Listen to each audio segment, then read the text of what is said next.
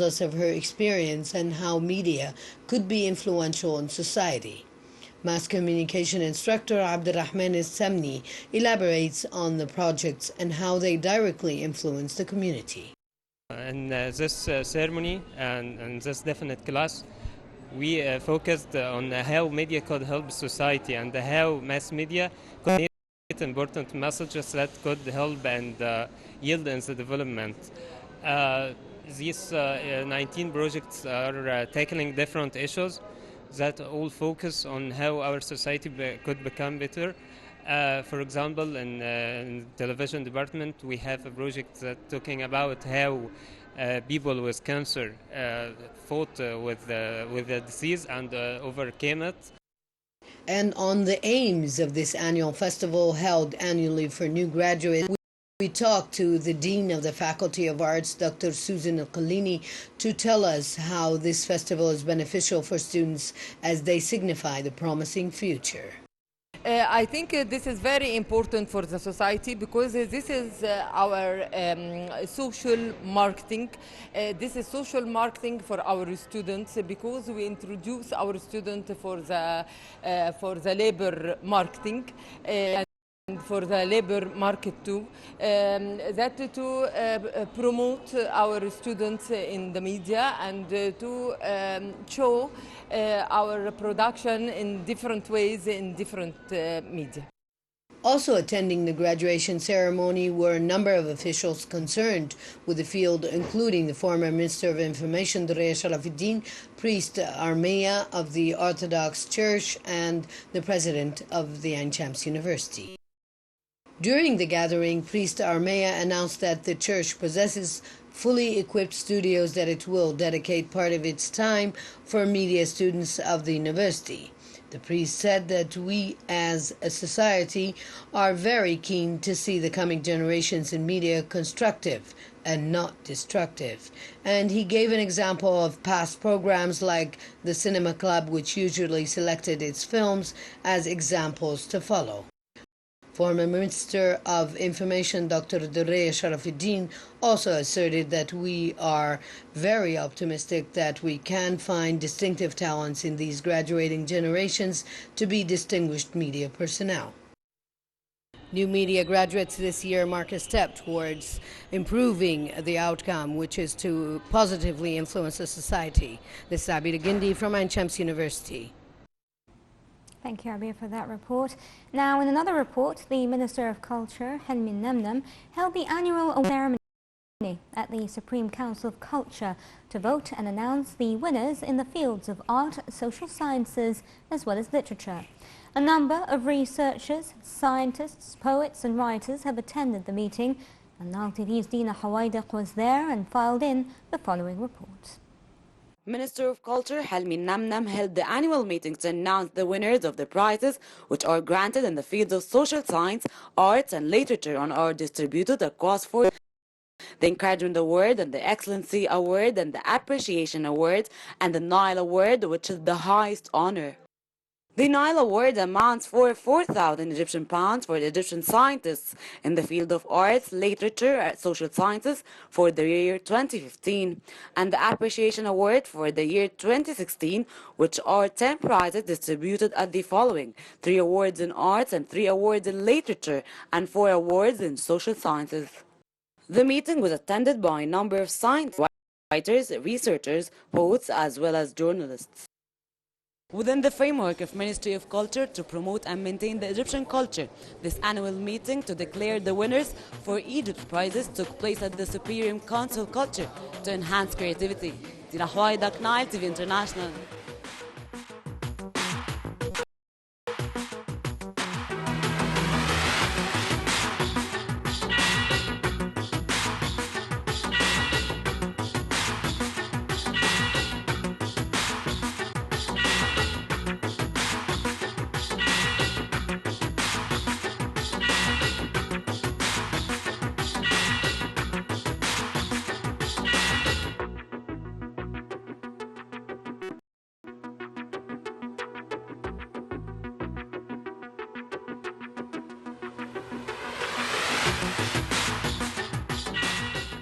Thank you, Dina, for that report. And thank you, ladies and gentlemen, for watching. I leave you right now with Ahmed Nader for the latest from the world of business. Ahmed, over to you. Thank you, Nancy. And we start with the main headlines right away, so stay tuned.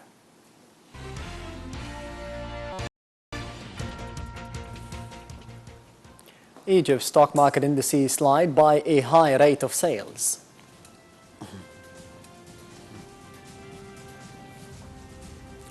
The oil price plasters over the OPEC rifts.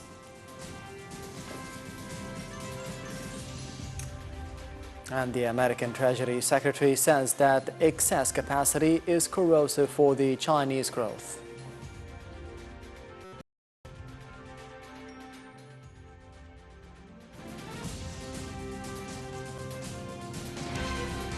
Welcome back. Egypt's stock market indices collectively slid during Sunday's trading session due to the selling operations by the Egyptian and the foreign financial corporations and the investment funds. Analysts said that before the holy month of Ramadan, there were new positive signs available to attract the investors to purchase shares, so the sales reached high rates in Sunday's session this week. In the day's trading, the markets gathered around 2.5 billion Egyptian pounds, closing at 404.4 billion pounds, after dealings worth around 250 million pounds. The main EGX 30 index slid by 0.71% to reach 7,563.5 points, while the small and medium-sized EGX 70 index went down by 0.4% to record 374.15 points, and the more expanded 800 index also slid by 0.37% to end the day at 788.68 points. The Organization of the Petroleum Exporting Countries aims at being in a better place with the oil prices recovering, but its inability to agree the output ceiling to restrain the flow of the crude betrays the lingering division that could be spelling trouble ahead. The details follow. Analysts warn that the Organization of the Petroleum Exporting Countries looks be in a happier place with oil prices recovering, but its inability to agree an output ceiling to restrain the flow of crude betrays lingering divisions that could spell trouble ahead. Meeting in Vienna on Thursday, the OPEC expressed confidence that the crisis of the past 2 years that saw prices plummet emerged so now over. It said that December, crude oil prices have risen by more than 80%. Supply and demand has been converging, and oil and producer stock levels in the OECD have recently shown moderation. Meanwhile, Saudi Arabia's Energy Minister Khalid Al-Falih, newly appointed by the kingdom's dynamic Deputy Crown Prince bin Salman, went on a charm offensive to mend fences. This was helped by the fact that OPEC's Riyadh-driven strategy of keeping pumping oil at high levels in order to maintain market share and squeeze competitors despite low prices appears to be working. With dozens of U.S. shale oil producers going bankrupt, non-OPEC output in forecast and prices have recovered to around $50 a 6-month high, having tumbled from over $100 in 2014 to almost $25 in January. At the same time, the International Energy Agency predicts the stubborn global supply glut, which sparked the vicious price collapse, would shrink dramatically. This recovery coming just in time, too, with years too low prices having hit investment in new wells and technologies, creating concerns about possibly supply problems in the future. Commercial property investors are writing their clauses into contracts, giving buyers the walk away from the real estate deals if Britain votes to leave the European Union this month, as a way to unfreeze a sector stalled by the uncertainty over the Brexit. The Bank of England said that the transactions in commercial property fell by 40% in the first quarter, with many buyers and the sellers waiting to see the outcome of the June 23rd referendum in case an exit vote hurts the property prices. and sellers too are taking legal precautions, seeking language and clauses in contracts to ensure that Brexit will not be considered a material adverse change that would annul a deal.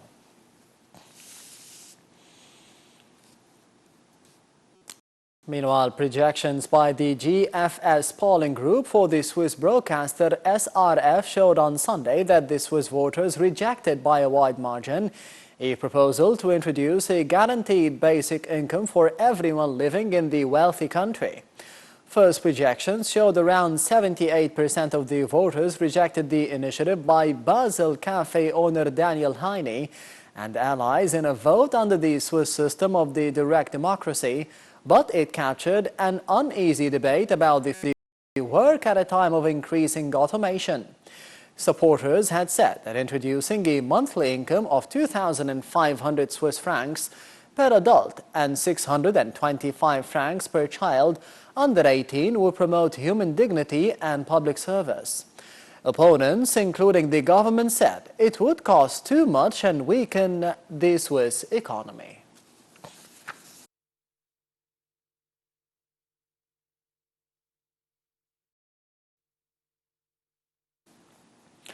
Ahead of the 8th round of the American-Chinese Strategic and the Economic Dialogue that starts Monday, the American Treasury Secretary Jacob Lew said on Sunday that the Chinese consumers would benefit from the market-orientated exchange rate, which will be affecting the Chinese economy negatively. The details in the upcoming report.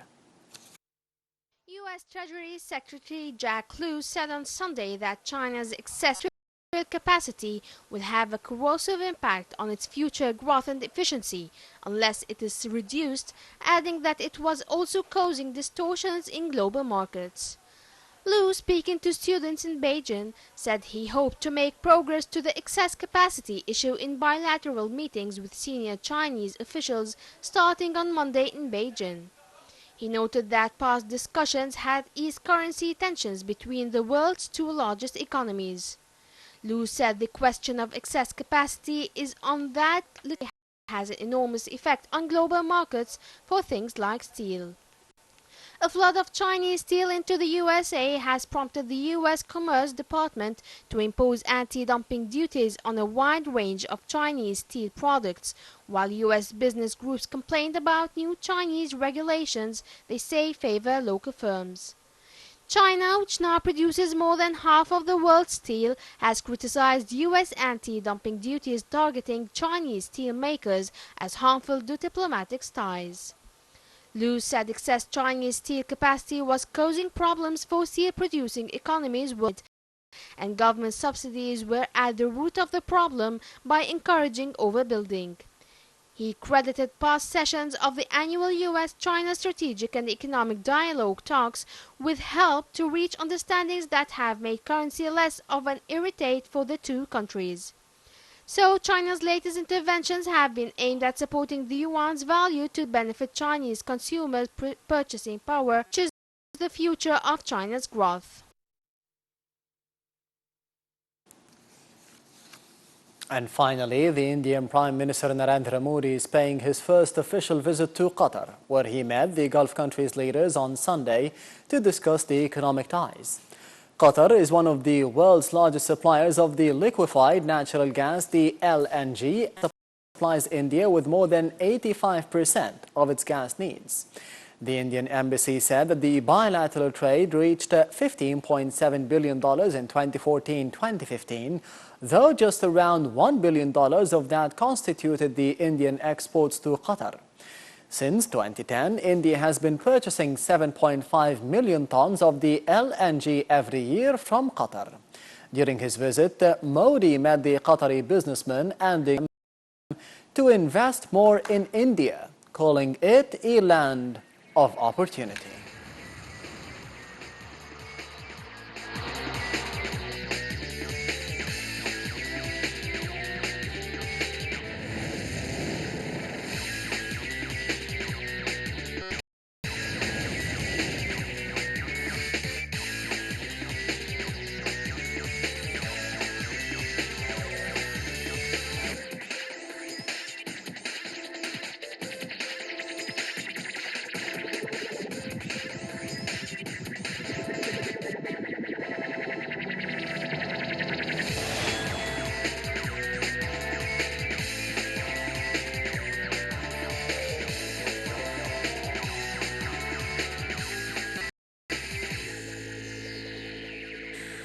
And this brings us to the end of the economic segment of Panorama News. Now with the main headlines from the very exciting world of sports and Ibrahim Qabil. Ibrahim. Thank you very much, Nader, as you said, and the king of today's round with the sports headlines coming up next in a moment.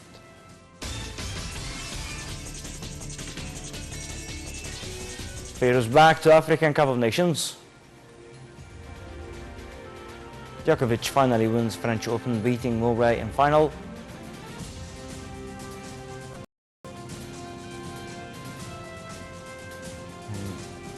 And Schumacher wins twice in one day.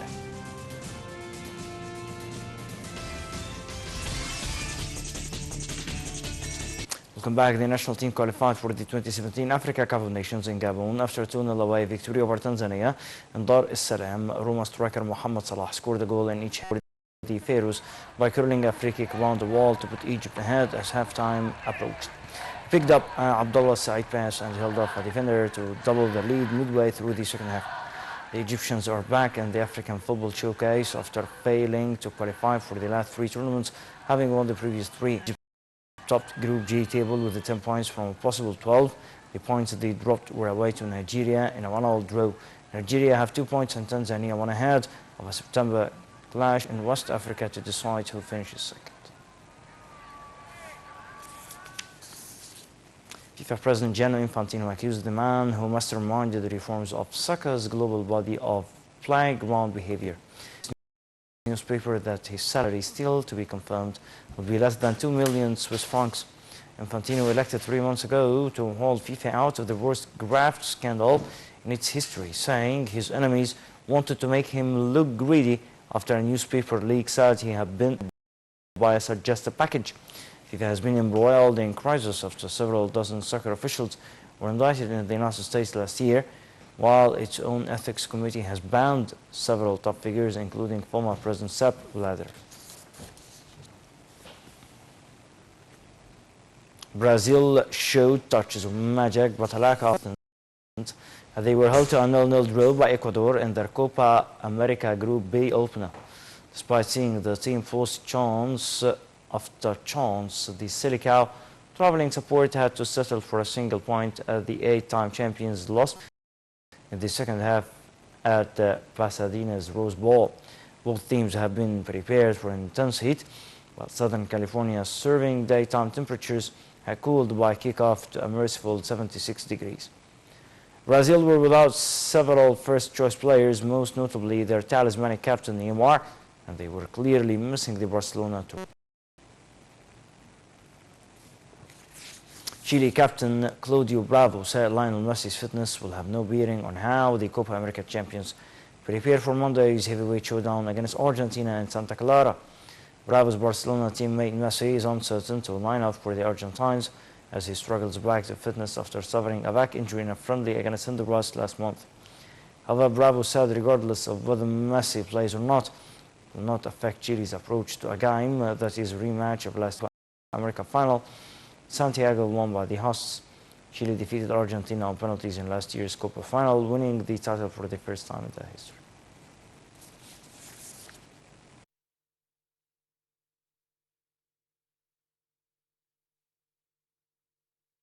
Alberto Contador is planning to continue cycling for 2 more years, according to the double Tour de France champion. Before the start of the 2016 campaign, the 33-year-old said he wanted to ride for just 1 more year.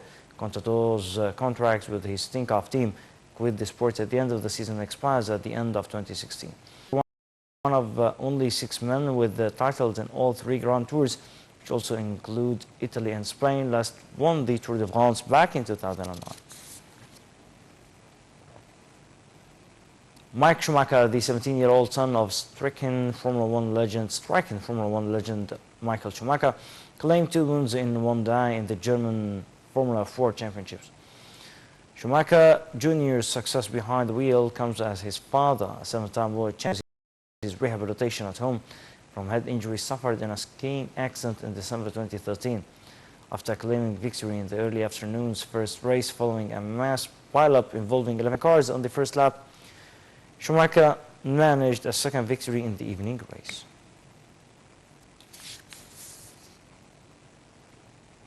Matt Kuchar tallied full hold back 9 stretch in the Route 2 under 17 and a share of the lead following the third round of the Memorial Tournament. The 2013 Memorial champion Kuchar returned after a long rain delay and mid-bogey on his final hole of the round to finish at 14 under 202 through 54 holes. Kuchar had 3 straight birdies beginning on the par 4 13th and 4 birdies and 2 par saves in a 6-hole stretch on the back 9. His fellow American William Maggart and Gary Woodland at the Moorefield Village course. Canada beat China 3-2 on Sunday to secure the final Olympic berth at a men's volleyball qualification tournament. Gordon Perrine scored 27 points and Gavin Scrimmed added 23 to lead Canada to a 25-16, 20, 25, 24-26, 25-20, 15-9 win at Tokyo Metropolitan Gymnasium.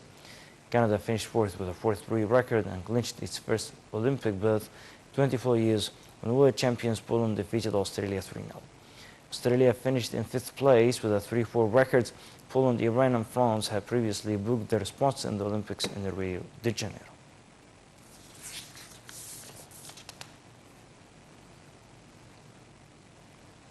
And finally, double Olympic champion Mo Farah said next year could be his last as he looks to concentrate on road racing.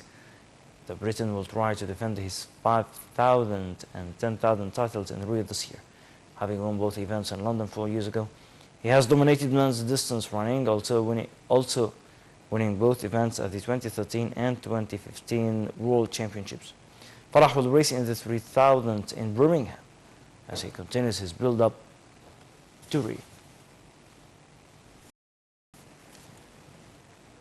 That's all for now. Stay tuned for more coming up from Nile TV International. I am Ibrahim Kovid. Thanks for watching.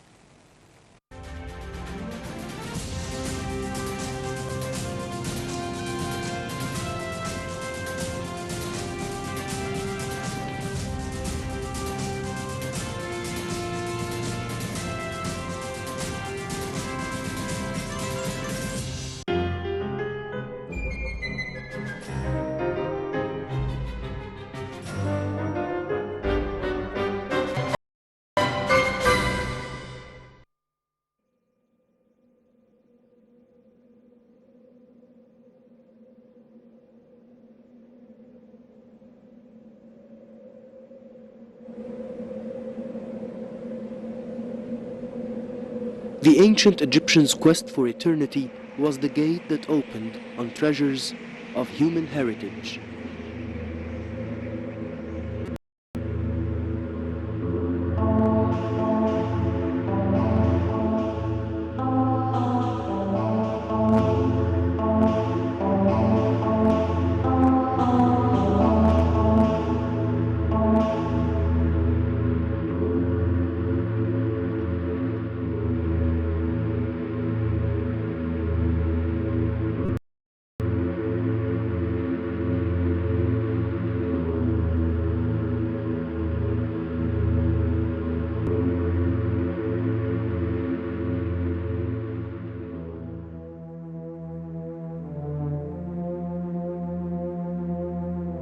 With the first beam of the sun appears clearly the remains of one of the greatest cities in the ancient world, Memphis, the capital of Egypt, from 2680 to 2180 BC.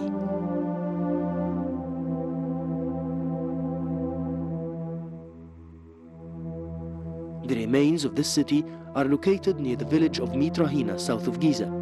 As for its necropolis, it stretches across the desert from Abu Rawash in the north to Maydum in the south.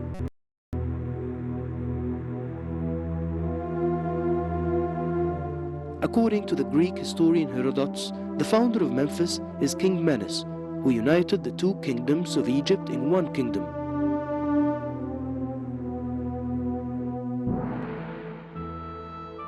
Out of their utmost belief in the afterlife or resurrection, ancient Egyptians directed their attention for temples and tombs of tough stones. They considered them houses of eternity. As for palaces and houses, they were built of mud bricks because they were only destined to annihilation.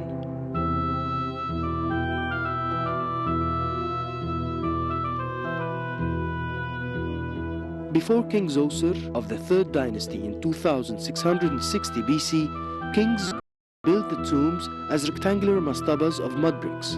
However, the special architect of King Zoser, Imhotep, built an architectural group of stone on the same style of the royal palace of Zoser in Memphis. In the middle of this group stands the step pyramid.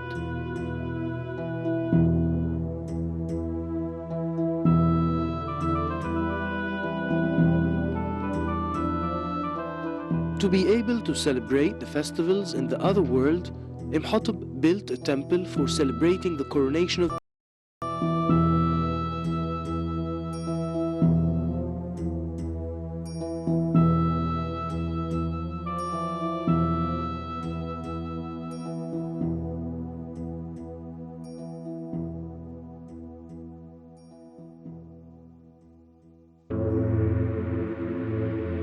I came to this place to see the temple of King Zoser. It was clear like the sky, as if the god Ra was shining from it. These memorial words were found on the walls of the North Building, which symbolizes Lower Egypt. It belonged to a tribe from the New Kingdom in 1370 BC.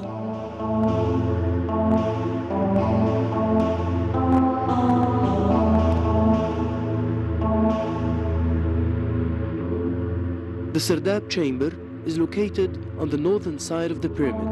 It houses a statue of the king looking at the sky, which is the symbol of eternity.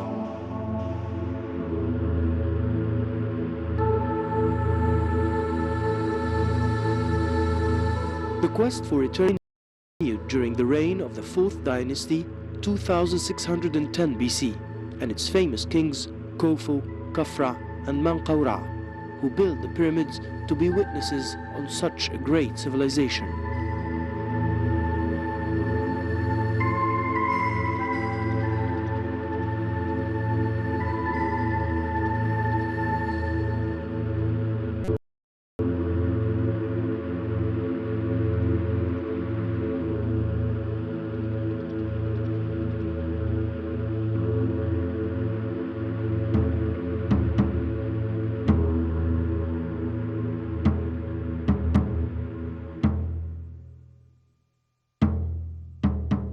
Khafre, however, distinguished himself by building a sphinx, a statue with the body of a lion and the head.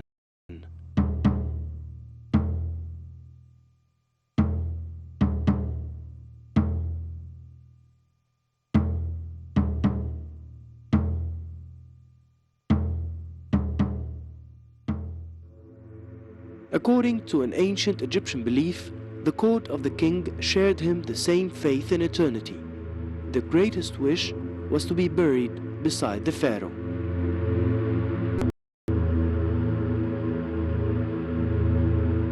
Ancient Egyptian texts said, "Souls come to places they know and never forget a road they traveled before."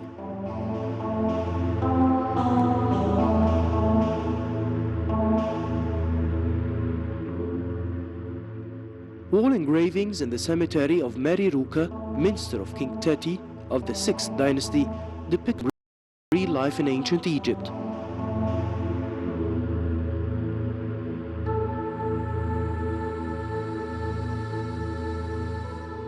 In the Sardab chamber of the cemetery and on the top of the false door, across which goes the soul, there was a statue of the Minster Meriruka, waiting for his soul to return to enjoy the offerings.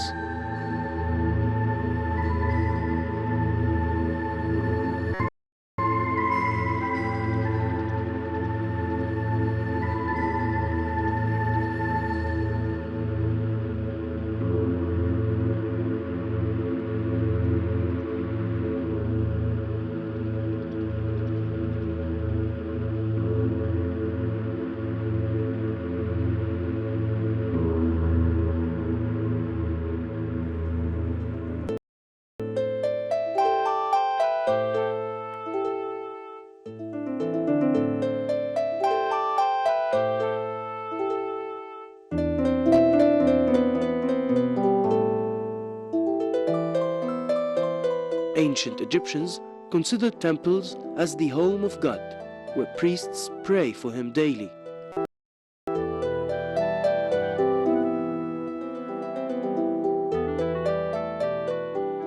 The temple of Ptah was one of the most important temples, as it was the main god of Memphis.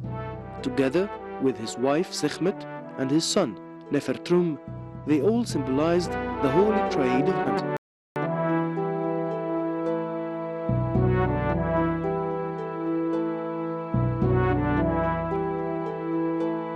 Hathor was the goddess of love and beauty.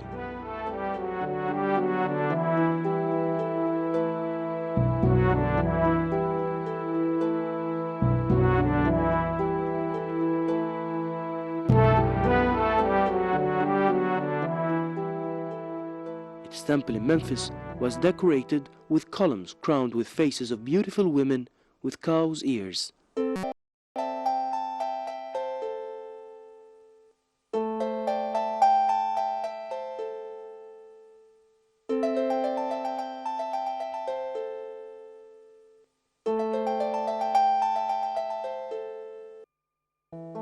Here is the temple of Ramses II.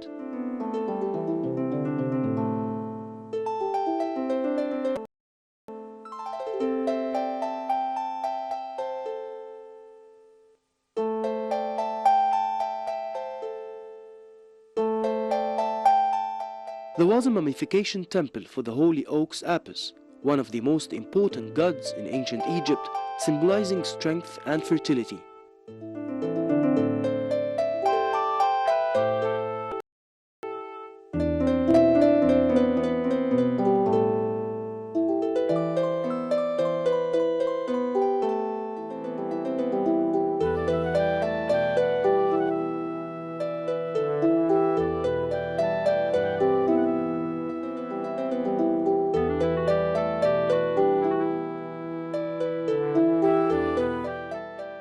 Mummies of calves were cleansed on a step of alabaster under the lower tombs in Saqqara.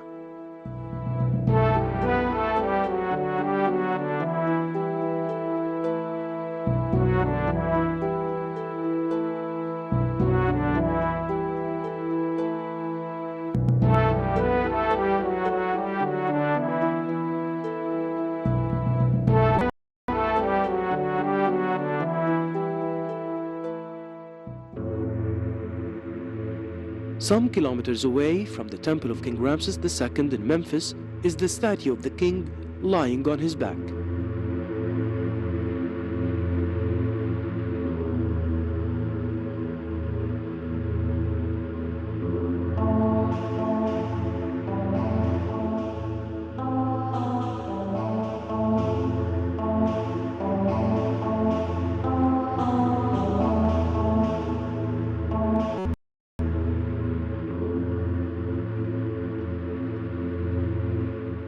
It's 14 meters high and weighs 100 tons.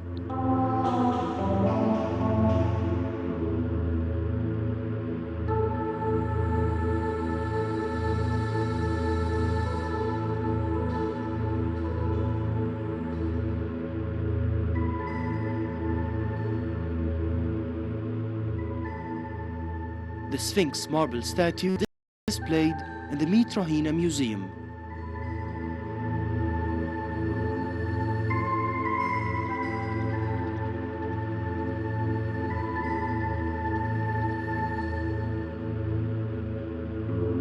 Today, Memphis stands as an open-air museum with all its architecture and monuments attracting tourists from all over the world.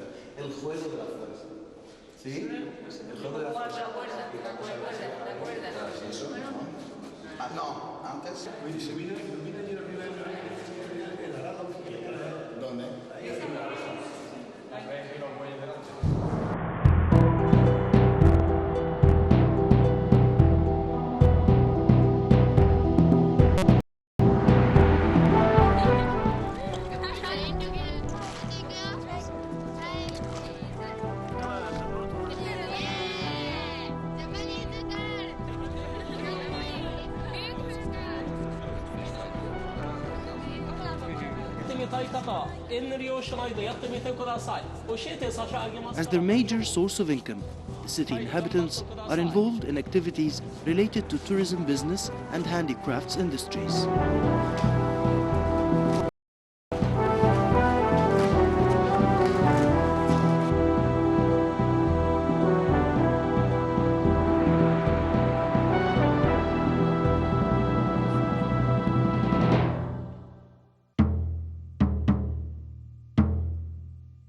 The greater the heritage, the greater the fears may be.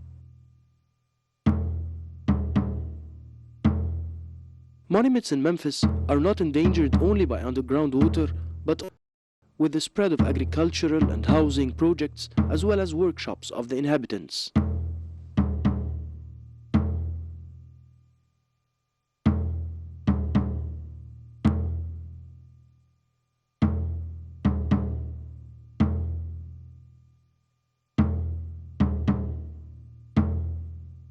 These scattered stones tell the story of the first people who believed in eternity.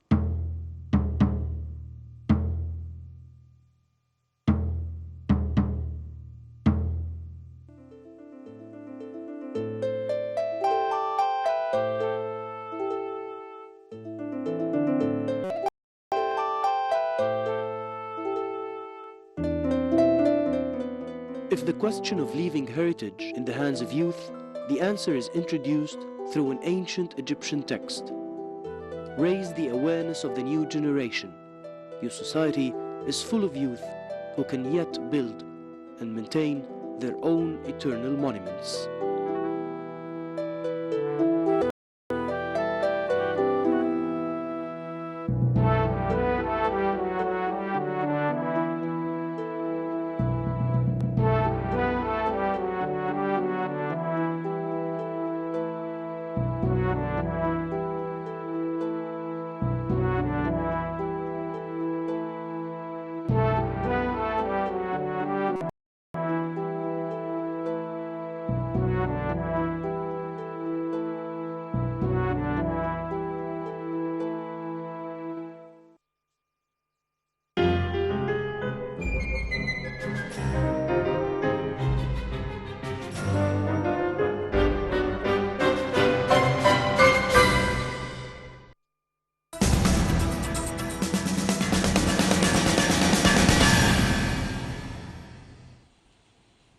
It is time for the hourly top stories here from Cairo. Egypt's Dar al-Ifta announced on Sunday that the holy month of Ramadan starts on Monday. The annual fast of Ramadan is due to begin Monday in Saudi Arabia, the United Arab Emirates and Yemen. The announcement was made on Sunday after the sighting of the crescent moon. During Ramadan, Muslims around the world abstain from eating, drinking and smoking from dawn to dusk. They break the fast with a meal known as iftar, and before dawn they have a second opportunity to eat and drink during suhoor. Ramadan is sacred to Muslims because the tradition says that the Quran was revealed to the Prophet Muhammad, peace be upon him, during that month. Ramadan is followed by Eid al-Fitr festival.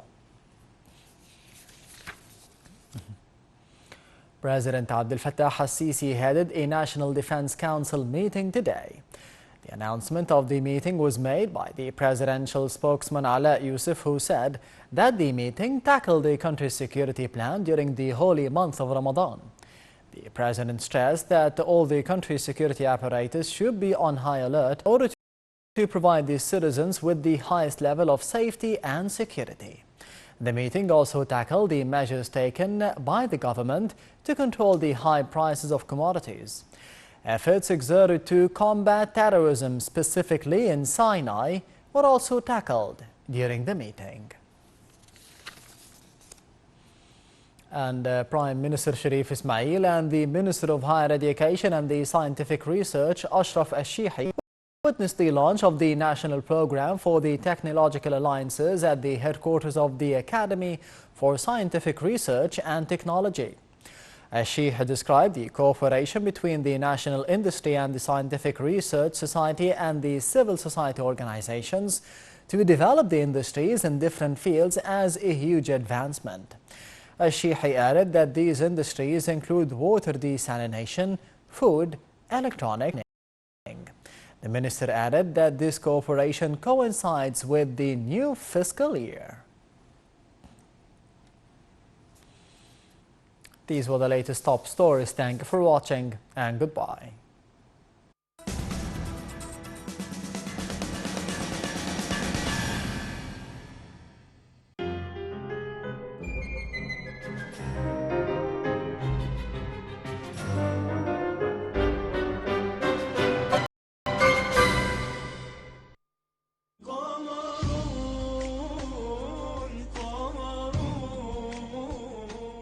What the Prophet, peace and blessings be upon him, used to observe during Ramadan.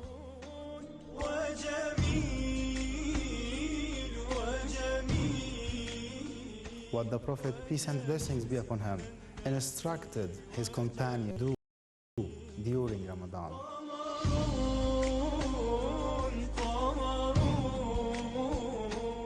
What the Prophet, peace and blessings be upon him, instructed us to do during Ramadan.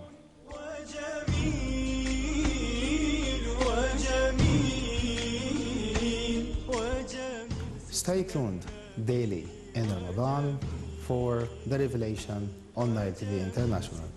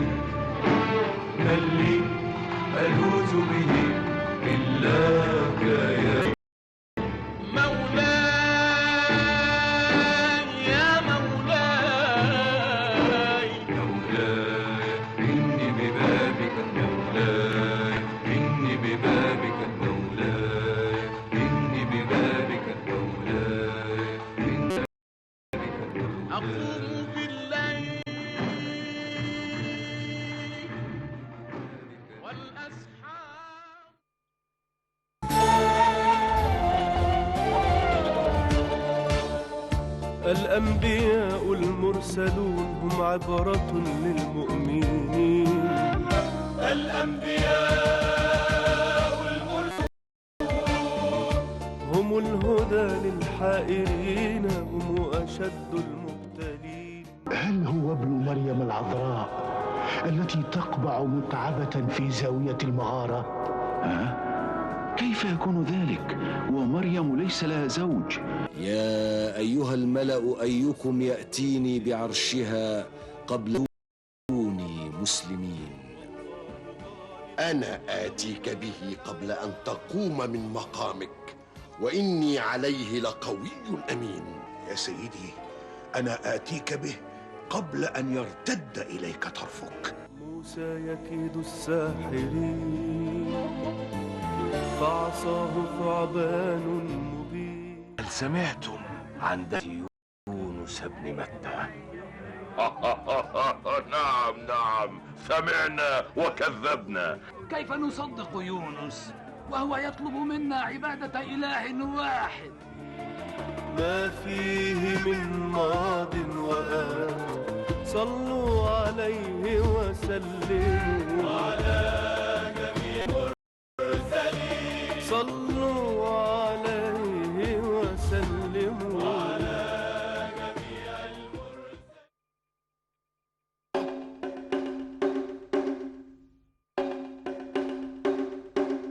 من صحارات مصر البهية الله اصحى وسبح رب البرية. الله مشي ترتل وانشد واجود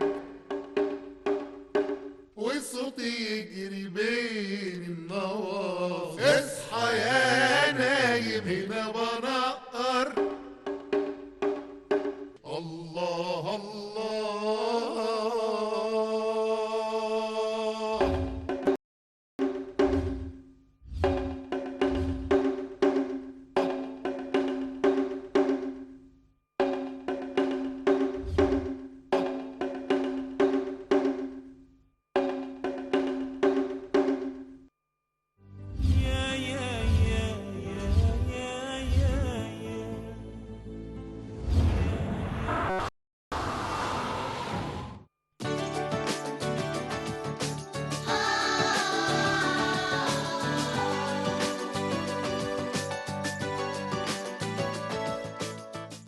كويس يا بكار؟ أنا كويس يا خالي. طيب تعال ورايا وما تخافش. أنا قلت لازم أوقف المترو، يعني لازم أوقف المترو. امسكوهم وارموهم في العربية لغاية ما نخلصوا، ما عايزينش. اتحرك.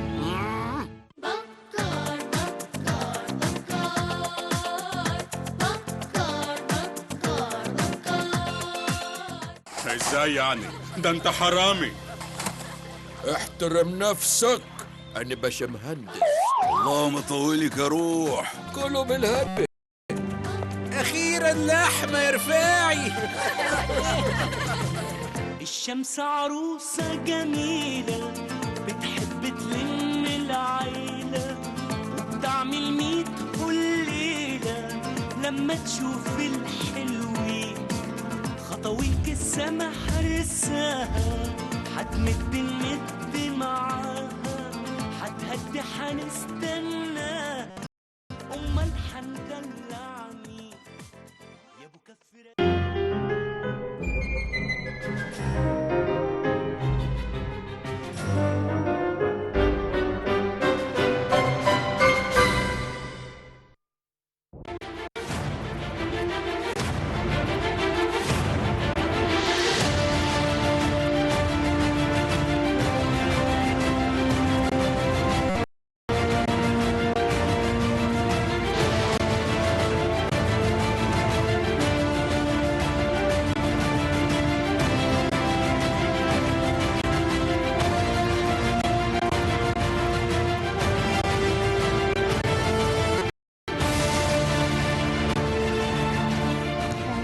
Blessed Ramadan to all our viewers. Hello and welcome to another Sunday edition of your weekday program, The Daily Debate, here on Nile TV International. I'm your host for tonight, Nancy Sarah Barakat. On the first half of tonight's program, we're discussing a recent workshop that was sponsored by the Independent Authority for Human Rights in Kurdistan, entitled Towards a Better Kurdistan, which aimed at transferring expertise and experiences, especially in writing its constitution, to the Kurdish delegation, stressing on the importance of the Egyptian constitution as one of the most distinguished in the region. The workshop was attended by a number of Egyptian and Kurdish thinkers and national leaders, topped by Amr Moussa, as well as a number of politicians and parliamentarians from the Egyptian side, and Pope Safwat al-Bayadi, the honorary head of the Evangelical Church, and Jacqueline Ishaq, political rights activist from the Kurdish side. Later on in the hour, and before we welcome the advent of the holy month of Ramadan, which begins here in Egypt tomorrow, we'll be discussing with our guest tonight the importance of this holy month to Muslims around the world, its significance in Islam, how Muslims should take advantage of the next 30 days, that and much more coming up on tonight's edition of the Daily Debate. And before I welcome my guests here in the studio for the first segment of tonight's programme, a quick break and then we'll be back. Be the first.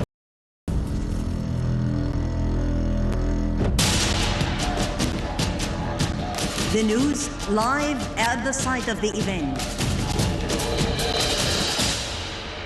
Information on events as they are happening. If it's breaking news, it's Nile TV.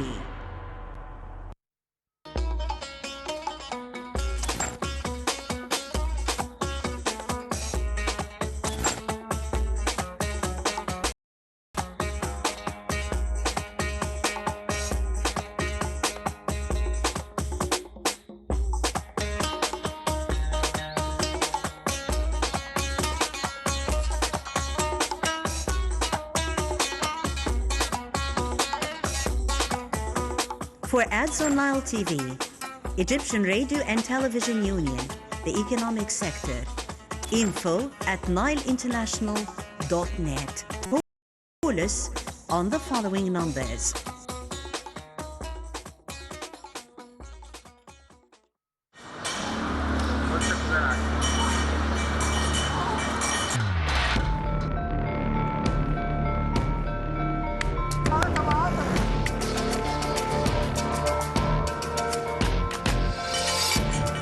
عايش في البلد دي كل واحد يشتغل بضمير. كلنا نشتغل، احنا نغير نفسنا بس. الناس تعمل ضميرها وتعمل مرضي الله. الناس تبقى كويسه مع بعضيها.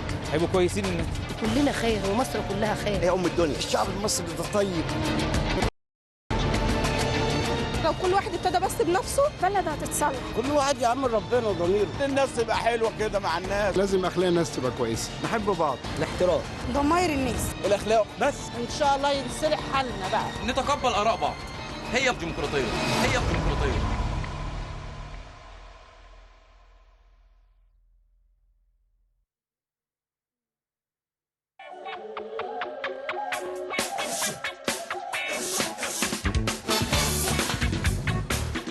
Nile TV International is your gateway to all the breaking news events across the world. We're the most constant news service of the world. We make all The entire world is shifting towards social media. That's why we're following you and we're capturing the latest. We provide you with minute-by-minute updates of the latest events happening around the world. Reading beyond the news.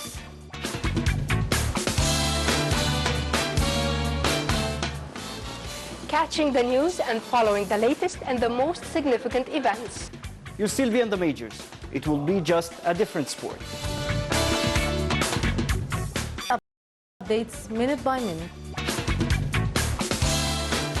Where we have been, where we stand now, and where we want to be in the future. Whatever is making the headlines, will bring you the story.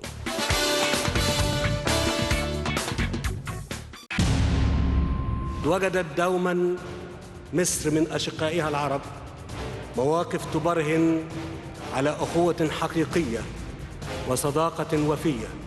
زايد حكيم العقالة لن يكون النفط العربي أغلى من الدم العربي. لا وجود للأمة العربية بدون مصر، ولا يمكن لمصر أن تستغنى عن أمتها العربية. كانت مصر ولا زالت خط الدفاع الأول عن الكثير من الأخطار بالمنطقة. دولة الإمارات ستبقى دائما مع مصر. تضامننا العميق مع جمهورية مصر العربية الشقيقة. أؤكد مجددا دعم بلادي اللامحدود. أثبتت الأحداث على مدى تاريخ علاقاتنا رسوخها. نريد مصر آمنة سالمة قوية نحن مع مصر. قوة مصر وعزتها هي قوة وعزة الأمة العربية والإسلامية. جمهورية مصر العربية الشقيقة كانت ولا تزال وستظل قلب الأمة النابض وحصنها المنيع. تحديات كبيرة، لكن مصر أكبر من كل التحديات. خالص الشكر والتقدير باسمي وباسم شعب بلادي.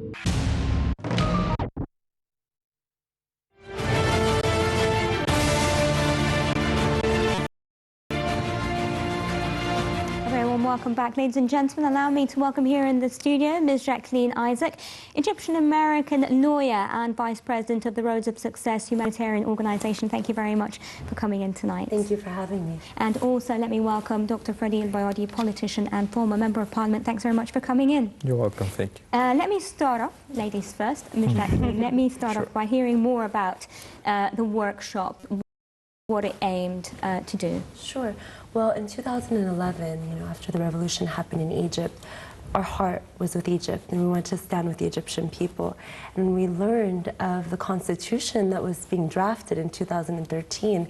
I was able to speak with Dr. Safwat al-Bayadi, His Excellency Amr Musa, on many of the main issues relying around the constitution. So when we went back to Iraq as a humanitarian organization to help, we realized that many fled from the rest of Iraq and went to the Kurdistan area to find refuge. And it was very important as minorities that they felt safe. They were already going into the territory to feel safe, but they wanted to ensure that for their generations to come, for their children to come, that this is a place where they can have a future. Well, we learned that they were drafting a new constitution, and we wanted to make sure that the rights of all people are truly protected and that everyone was equal. So when they started drafting, we asked to bring some of the experts like Dr. Safadi to the region, and we met with the parliament and we had an amazing workshop sharing from the experiences of Egypt. What were the challenges? How did they overcome matters that were very similar in Kurdistan, like terrorism, like instability, which was happening in Egypt at that time. And they had such a great experience, a wonderful, as you will, as if you want to say, taste in their mouth, and they wanted to learn more. So we brought them here. And it was an amazing, successful week. They learned from those who drafted the Egyptian constitution. And they heard about how you negotiate the non-negotiable items. That's something you can't learn in books.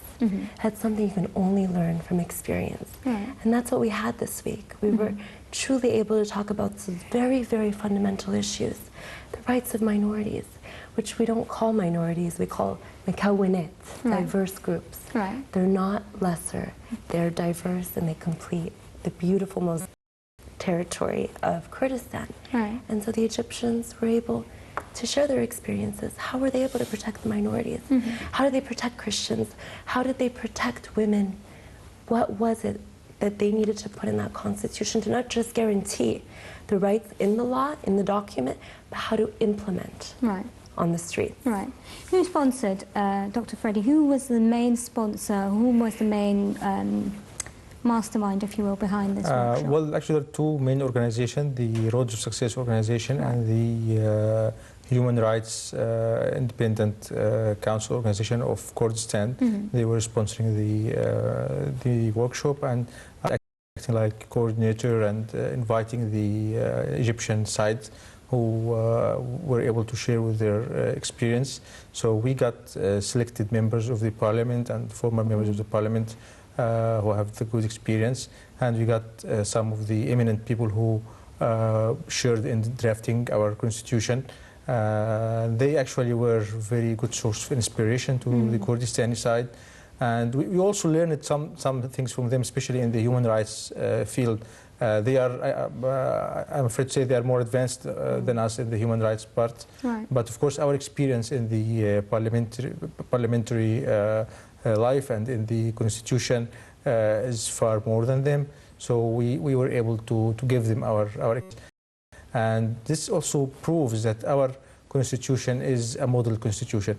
I can't say it's a perfect, because there's nothing perfect. Of course, there's some things we wanted to change in it, but most of it, especially the parts about the rights and freedom, they are actually great. We just need to implement them. So we try to give this experience to them. They were talking and asking and negotiating. I also arranged a visit to our parliament. They met with some leaders from the parliament, from the constitutional committee, and from the they had long talks about our parliament, our government, our strategy, and they were very much welcomed. First, we have very good friendly relation with the Kurdistani people, and we used to have some Egyptians from the Kurdistani origin, like Mahmoud al-Maliki and Ali Badr Khan and Ahmad Shawqi, the famous poet writer. Those are all from Kurdistani origins.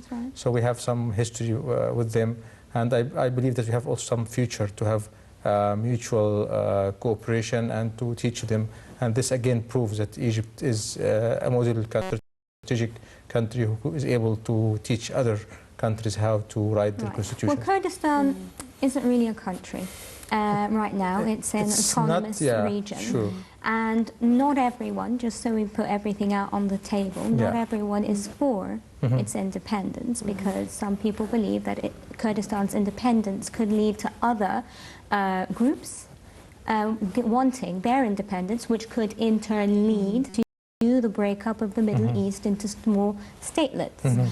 What would you say to that? This is not a matter about independence. This is not what the Constitution is about. We are working with what we have now. What we have now is a territory that is working to, again, go back to the mosaic, bring people of diverse groups to one place and have it really a territory that they can feel secure and they can keep moving. Now, whether they're going to become independent or not, that is not the matter at hand. Our matter now is to make sure that in the territory that they're in, it is truly a safe haven. And that's what the world is looking at right now. Right. When did Kurdistan really become known? When did it really become on the radar? It became on the radar when they took it upon themselves to be on the front lines, to fight against terror, not just for themselves, but for the entire world. Right now they're proving to the world that they can make it. They can bring people in, as small as they are. They can welcome them.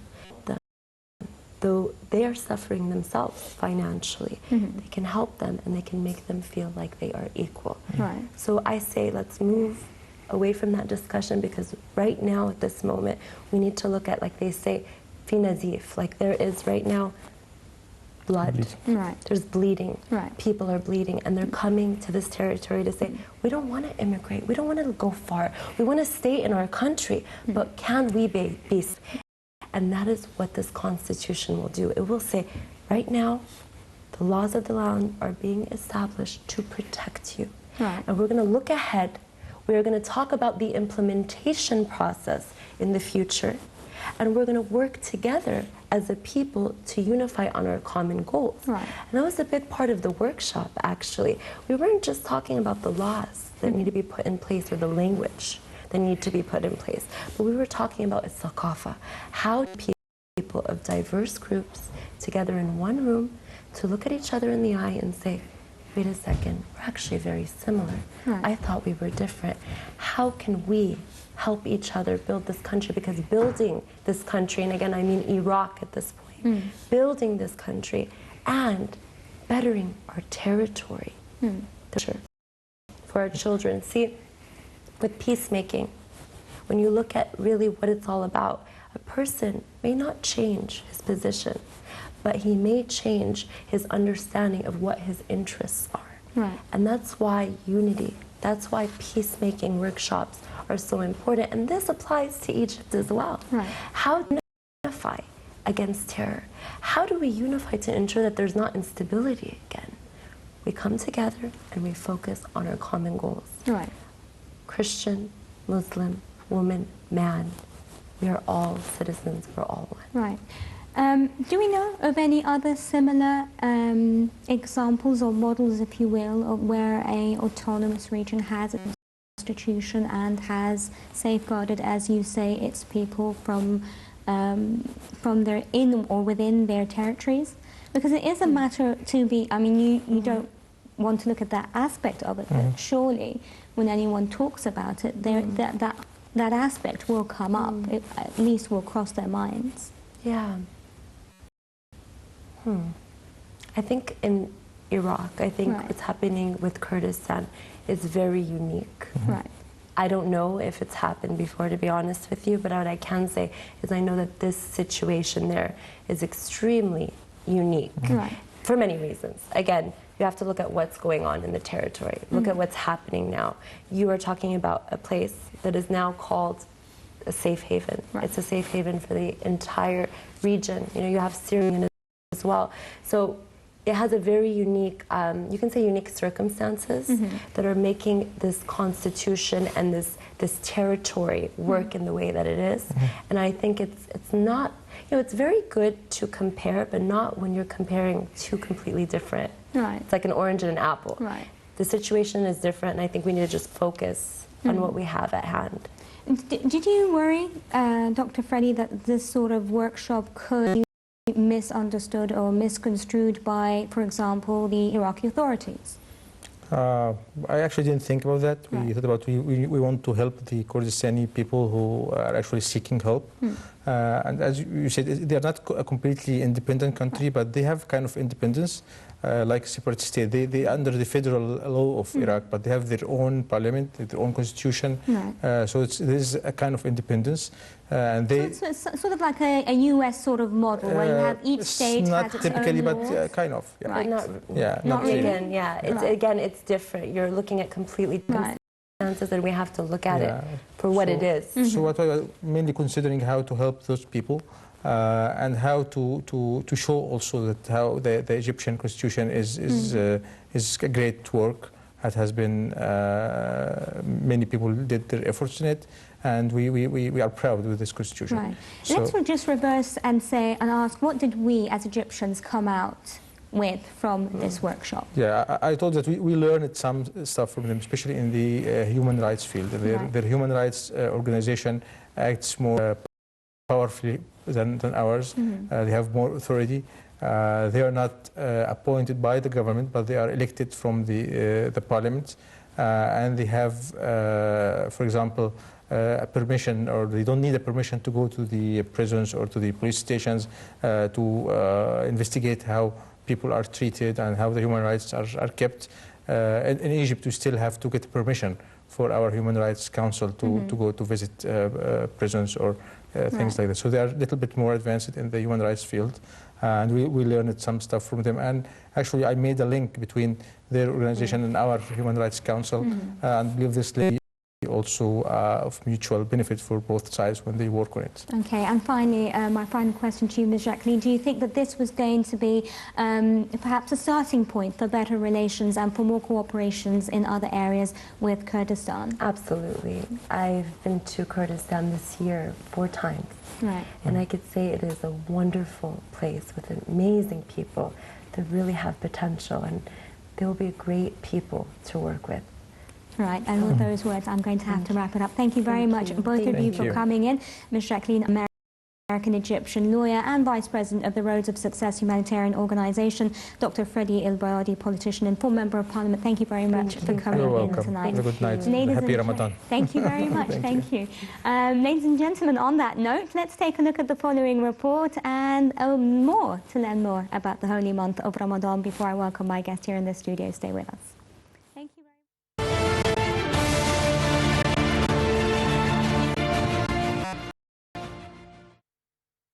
Ramadan is the 9th month of the Islamic calendar.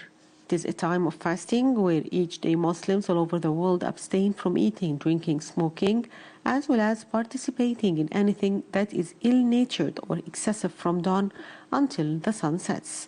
Ramadan was the month in which the initial verses of the Holy Quran were shown to Prophet Muhammad, peace be upon him. Fasting is one of the 5 pillars of one of the main types of worship. Restraint from everyday enjoyment and curbing ill intentions and cravings are considered as an act of compliance and obedience to God, as well as amends for sins, faults, and mistakes. Fasting is intended to educate the Muslim in spirituality, humility, and patience. It is a time to cleanse the soul, focus attention on God, and put into practice selflessness. Ramadan is a time Muslims to fast for the sake of God and to put forward more prayer than is customary. Among the reasons behind fasting are to appreciate and give thanks for pleasures, for fasting means giving up eating, drinking, and other worldly pleasures, and by giving them up for a short time, we begin to appreciate their value. Fasting also aims at enabling us to control our desires, because when a person is full, his desires grow, but if he is hungry, then his desire weak.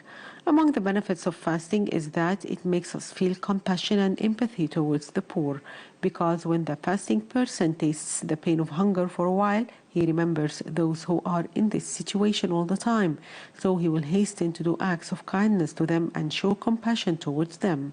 Fasting also humiliates and weakens Satan or the shaitan.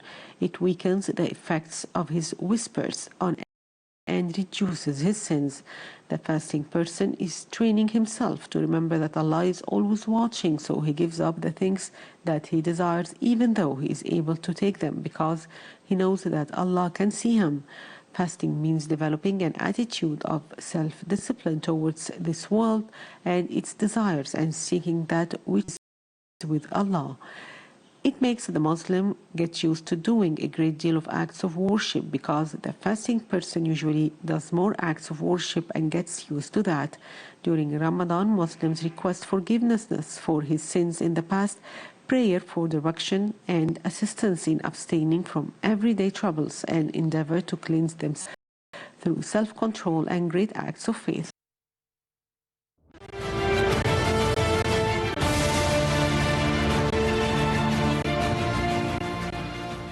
Welcome back, ladies and gentlemen, and joining me here in the studio, Mr. Mohammed Al-Khafif, Islamic researcher. Thank you very much for coming in tonight. Thank you very much. And happy Ramadan to you. Same to you. And let me ask you, a foreign, if you will, viewer, and perhaps highlighting, trying to better understand or better explain to them what Ramadan is and what the rituals are. Let me start off by asking you, how did Ramadan come into being? Well, the name itself is the name of the 9th month of the Hijri calendar, or the calendar that even was prevailing before Islam. As you know, the Hijri calendar started by the beginning of the year during which Prophet Muhammad traveled from Mecca to Medina. This was year 1. Actually, explaining Ramadan and its significance is not as difficult as some would think, because fasting as a principle or as a divine ordainment was part of all the previous religions. Maybe some are different, but the concept and the importance of fasting has always been very significant in other religions, starting with Prophet Abraham and so forth. In Islam, the fasting of Ramadan is compulsory. Right. And it covers the whole month. And Muslims should refrain from all worldly desires from dawn till sunset.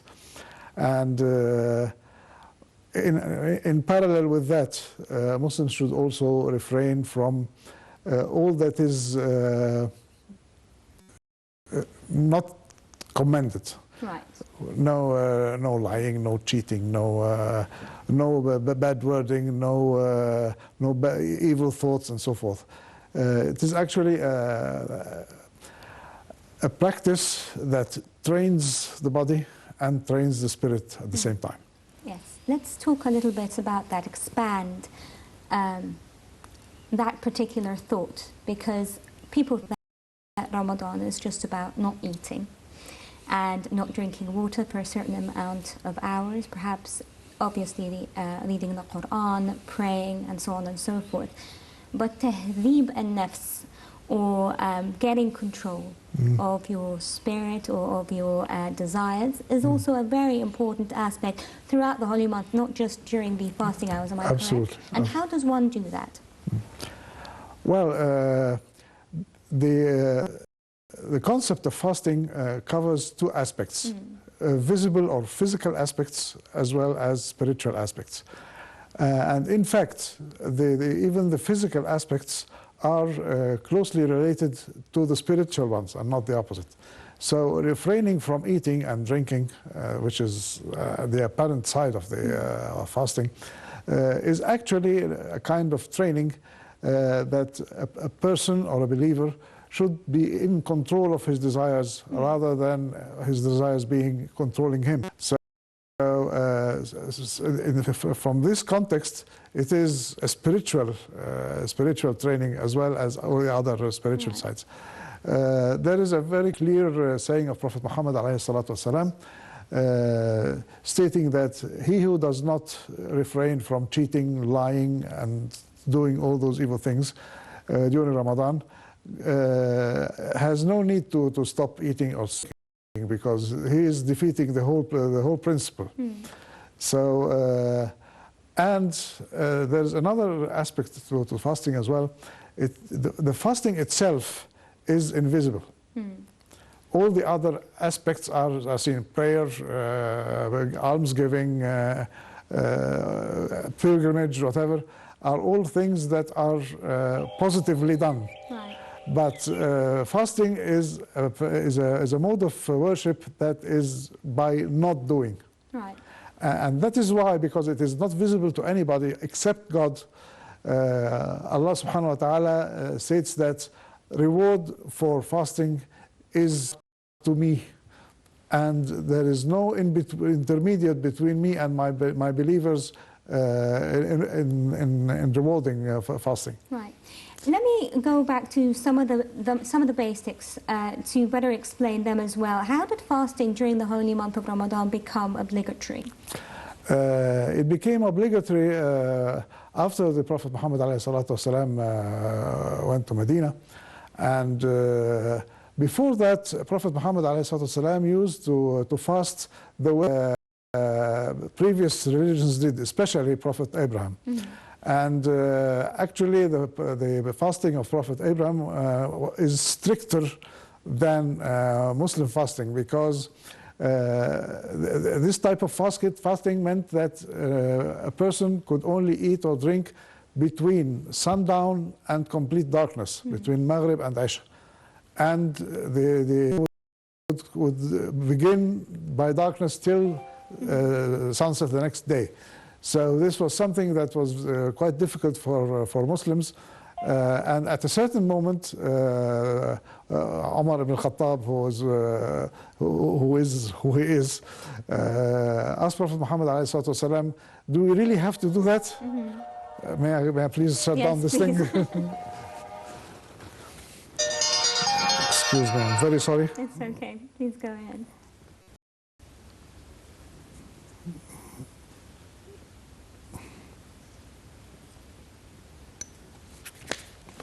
Go to sleep. No problem. Go ahead, please. Okay. Do we really have to do it this way? So Prophet Muhammad ﷺ explained to him, no, this is not our way of fasting. This was Prophet Abraham's fasting. Right. And it is very clearly stated in the Holy Quran, the timing of the fasting and the timing of where Muslims are allowed to eat and drink and so forth. Right.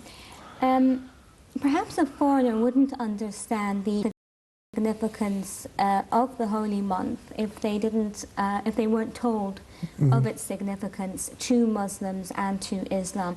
I'd like you to take this opportunity and to better explain to them how important this holy month is to the religion and to Muslims as well.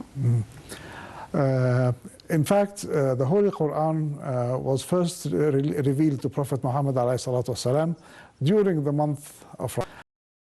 And the Holy Quran links this occasion with the fasting of that month, signifying its huge role in Muslim belief. The Quran is our operating manual, as we can sometimes call it.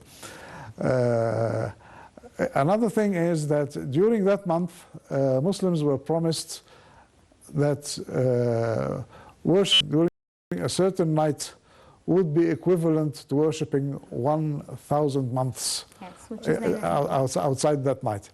Right. Again, this is another honor bestowed on the month of Ramadan. The reward for almsgiving and for charity during the month of Ramadan are multiplied hundreds of folds. Especially that during that month, Muslims should feel the difficulty of hunger, the difficulty of heat when it comes in summer, the cold when it comes in winter. Because as you know, so it's also creating empathy, isn't it? When you fast, you have this feeling of empathy for the others, for poorer people, for people who suffer, who don't have the luxuries that some may take advantage of. Exactly so. Right. Exactly so. And of course, this kind of empathy encourages people even further to be more charitable during that month. Right. How important is also giving alms during Ramadan? It is first, there is a kind of charity which is called zakah, which is an obligatory kind of charity that should be given during the month of Ramadan before the feast. Right. Any additional or voluntary charity is very much encouraged and very much rewarded during the month of Ramadan again. Right. Now, with because I always like to highlight the spirit side of Ramadan, which sometimes I think gets lost, especially, but it's highlighted in other religions. When it comes to Islam, as a particular religion, perhaps it isn't highlighted as much, the spiritual side, the more peaceful side of the religion, because obviously Western media and terrorism and so on and so forth. And I wanted to take this opportunity to highlight peaceful side and the more spiritual side of Islam. Now, during the holy month, obviously, sometimes you can get angry, you can get short-tempered because you're hungry, you're not drinking, and so on and so forth. And it brings us back to this whole tahdhib an-nafs, the idea, the notion of that. How do you think, how can one, if one feels that one's going to lose their temper, or one feels that they're going to sort of ruin their fast in any way, how does one come back from that? Okay, there are three ways to overcome such a dilemma. Actually, let's call them three levels. Those who fear punishment, okay, will remember the punishment and will refrain. Those who are after the reward will always remember the reward, and they will do whatever they can do to get the reward. The highest level of all is those who love God and know that not doing those bad things will please Him, will strive to do that as well. So it depends upon human nature. Human nature is not a standard issue. So people vary. Those who fear punishment, those who want the reward, and those who do that in love of God, subhanahu wa ta'ala. How important is spirituality in Islam? Islam is spirituality, actually, right. if we can put it that way, because all the faculties of the human person or the believer are actually dedicated to elevate and to strengthen the spiritual side. And the more the spiritual side, the stronger the spiritual side becomes, the more it is able to the physical side. Right. And vice versa. Those who overnourish the physical side suffer a lot by losing a lot of their spirituality. Right. How does one use or utilize the holy month to elevate themselves spiritually? Again, there are positive actions like prayer. Night prayer is very highly recommended, al-qiyam. Reading or reciting the Holy Quran, charity and so forth. All this is the scene or the active aspects of the matter. The spiritual side englobes a lot of, to make it simple for Westerners, it is something very close to meditation, but a little bit higher. Right. At-tadabbur wa tafakkur. Right. Which is usually also required when reading the Holy Quran. Absolutely. Right. Absolutely. To read, stand, and to think. That's right. So Islam encourages thinking. Absolutely. Right. If we look at how many times the Holy Quran mentions thinking, contemplating, pondering, reasoning, we will find that the whole book is about the human mind, of course, in addition to the human heart. Right. Tell me a little bit more about that. Give me examples of that. Okay. Let us remember that in Islam, God has 99 names. Right. Each of the 99 names has an interpretation which describes His almightiness. So part of the contemplation, or part of the meditation, would be to meditate on the holy names of Allah. Okay. Part of the meditation, as you said, is to contemplate on the verses of the Holy Quran. Another very important thing is supplication. Supplication to God is something that is very critical to a Muslim, and there is a saying by Prophet Muhammad ﷺ that those who do not supplicate actually anger God, because God likes to be supplicated to, likes to be asked, likes to be venerated. So the more the supplication, the more the rewards. In Islam, supplication also comes in many forms or at different times during the day. It is also perhaps not mandatory, but mustahab or preferred. What are the best times for supplication? Are there particular times that it should be performed at? And also, let me just add to that, is it more of a conversation with God? Or is that like a very high level of spirituality? No, about the times. The best of times is before dawn, after the dawn prayer until sunrise, before sundown, and in the depth of night. Right. Okay. These are the most recommended times for prayer, but they are not. Supplication is not limited to those times. Anybody who supplicates at any time of the day is rewarded as well. But these are the peaks. What was the other part of the question? The other part of the question was, is it more of a conversation with God, or is that a very high level of supplication? Well, or spirituality, rather? It is both. It's both, actually, because even if you reflect on the supplications that are mentioned in the Holy Quran, you will find that they are, first, they are very sublime, as you said, but in the meanwhile, they are in the form of dialogue. The Muslim person is in the second person. Please God give me, please God help me, please God protect me. He's not talking about may God protect me. No, it's a dialogue, and the more it is a dialogue, the more it is spiritually rewarding to the Muslim, and the more it is eligible to bring what's required. A lot of people wonder if they are not so religious during the whole year, and they're religious or more spiritual during the holy month, whether or not their good deeds, their religious inclinations are accepted by God. What would you say to that? Well, it depends on the inner self, or what we call the niyyah, the intention. Some people may not have enough willpower to be as strong outside Ramadan as they are in Ramadan. So those people are on the road. By time, Ramadan will overflow on the other months. Right. Other people, unfortunately, have some kind of defiance. Okay, this is the month of Ramadan. I know I should do so, and so. Oh, Ramadan is over. Oh.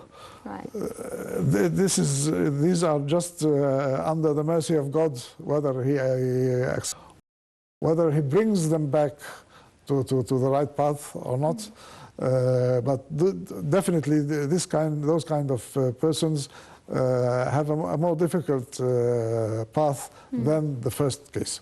If we come back to talk a little bit more about Ramadan and explain it a little bit better, the holy month is divided into three stages. According to a hadith by the Prophet Muhammad, peace be upon him, he said, its Ramadan is the month whose beginning is mercy, its middle forgiveness, and emancipation from fire. That's right. Please better explain the hadith for us. This hadith is a kind of demonstration of God's mercy and blessings. Actually, we cannot say that in the second 10 days of Ramadan there is no mercy. We cannot say that in the third 10 days of Ramadan there is no forgiveness. Right. Actually, it is a kind of description how much good is there in the month to show people that here there is mercy, here there is love, here is forgiveness, and so forth. All over the place, the three prevail. Right. But during the last 10 days, we know that the last 10 days, al-Ashr al-Awakhir min al-Shahr, the last 10 days of the holy month of Ramadan, are perhaps to many Muslims, I think they believe that this is the time for them to be their utmost religious. Tell us a little bit more about the significance of the last 10 days of Ramadan, and obviously Salat al-Tahajjud that is performed especially during those last 10 days. This goes back to the hadith of Prophet Muhammad ﷺ, that there is one night in Ramadan which is worth the worship of 1,000 months. He stated clearly that this night is one of the last 10 nights of Ramadan. But he never said which one. Some people try to deduct that it's the 27th. Some people say the 23rd. Some people say that it's an odd night, 21st, 23rd, or 25th. Prophet Muhammad ﷺ gave us a great gift by not stating that, because this encourages us to do our best during the whole 10 days, and that's why the Salat al-Tahajjud, which is a form of night prayer, during which the Holy Quran is read from start to end. Again, hoping that one of those nights would be the night that we are looking for. Right. Laylat al-Qadr, tell me a little bit more about that particular night. The history behind that was that some of the Muslims came to know that one of the Israelites has worshipped God for 1,000 months. Right. They became envious. Okay? So Prophet Muhammad ﷺ gave them the good tidings that there is one night in the month of Ramadan that supersedes or exceeds in reward those 1,000 months. And there is a verse in the Holy Quran, Surah Al-Qadr, which states that clearly, that worship correctly and humbly and purely during that night supersedes the reward of the worship of 1,000 months. This was another gift to Muslims from Allah subhanahu wa ta'ala. Mr. Muhammad, I wanted to ask you, just because we're addressing a Western audience. Now, when a Western audience hears all these positive elements about Islam, do you think also Muslims have an obligation, just every ordinary Muslim, especially those living in the West, has an obligation to be an ambassador for this religion that has been jeopardized by extremism and terrorists? It has become a very crucial obligation now for each Muslim to be, as you said, an ambassador. And I was asked this question before here about what can we do about the image of Islam abroad. And it is my conviction, and I hope I'm not very wrong, that the image has everything to do with the reality. Right. If our reality is not as good as we want it to be, we cannot expect that our image would be good, and vice versa. So it turns out to be that we have to improve and elevate our reality so that what reflects from that reality is the right image. Right, and when you do that, should you start with yourself?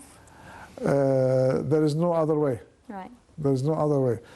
Finally, perhaps for someone who is non-Muslim and who is also watching us today, and they have friends who are fasting during the holy month of Ramadan, how can, and this is something, a question that I found actually someone had posted on the internet, how can they help their fellow Muslims during their fasting hours?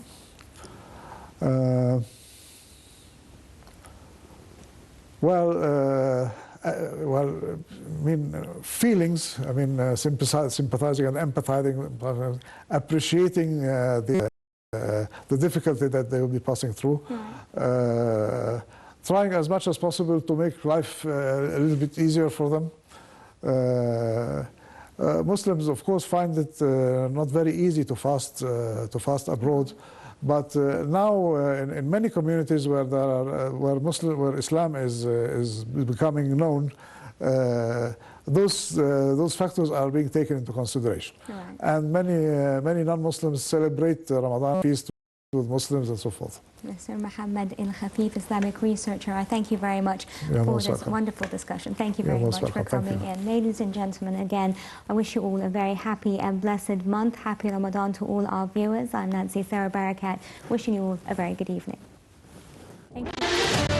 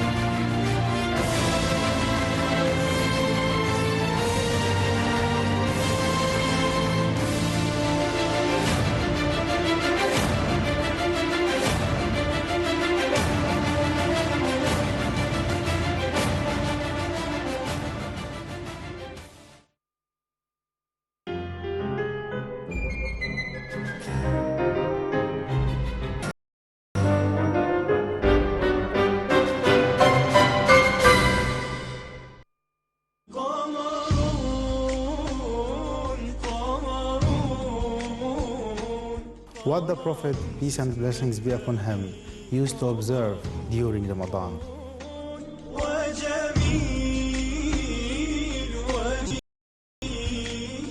What the Prophet, peace and blessings be upon him, instructed his companions to do during Ramadan.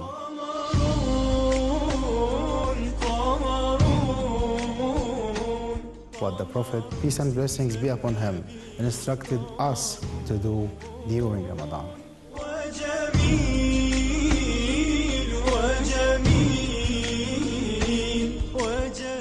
Stay tuned daily in Ramadan for the revelation on Nile TV International.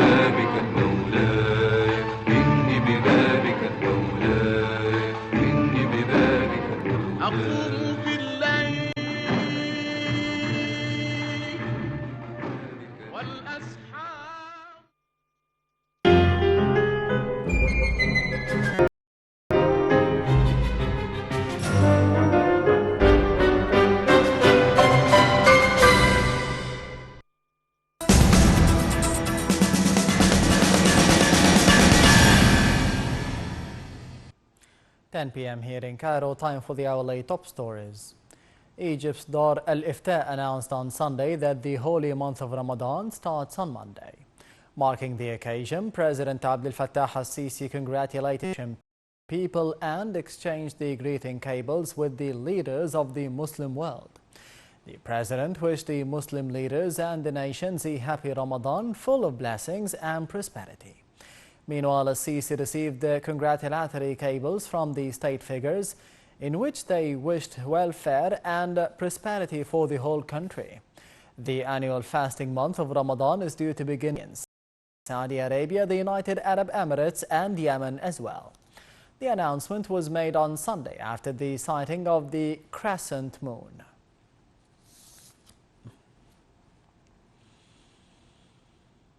President Abdel Fattah al-Sisi headed a National Defense Council meeting today. The announcement of the meeting was made by presidential spokesman Ala Yusuf, who said that the meeting tackled the country's security plan during the holy month of Ramadan. The president stressed that all the country's security apparatus are on high alert in order to provide the citizens with the highest level of safety and security.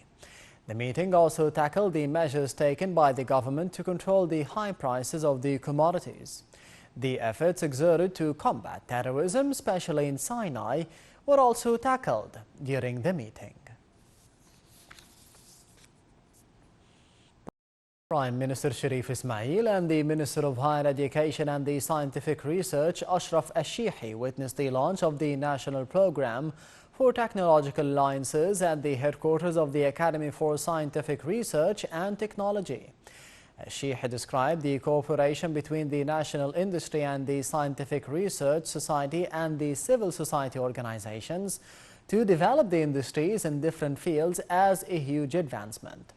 Al-Shihi added that these industries include water desalination, food, electronics, and mining. The minister added that this cooperation coincides with the new fiscal year.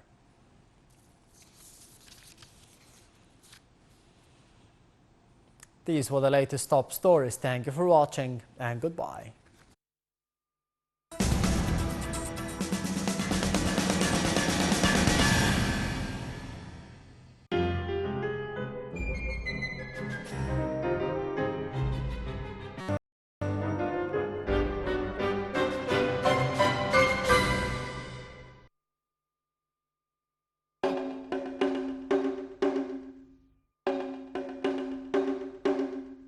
صحرات مصر البهية الله اصحى وسبح رب البرية الله مشي ترتل وانشد واجود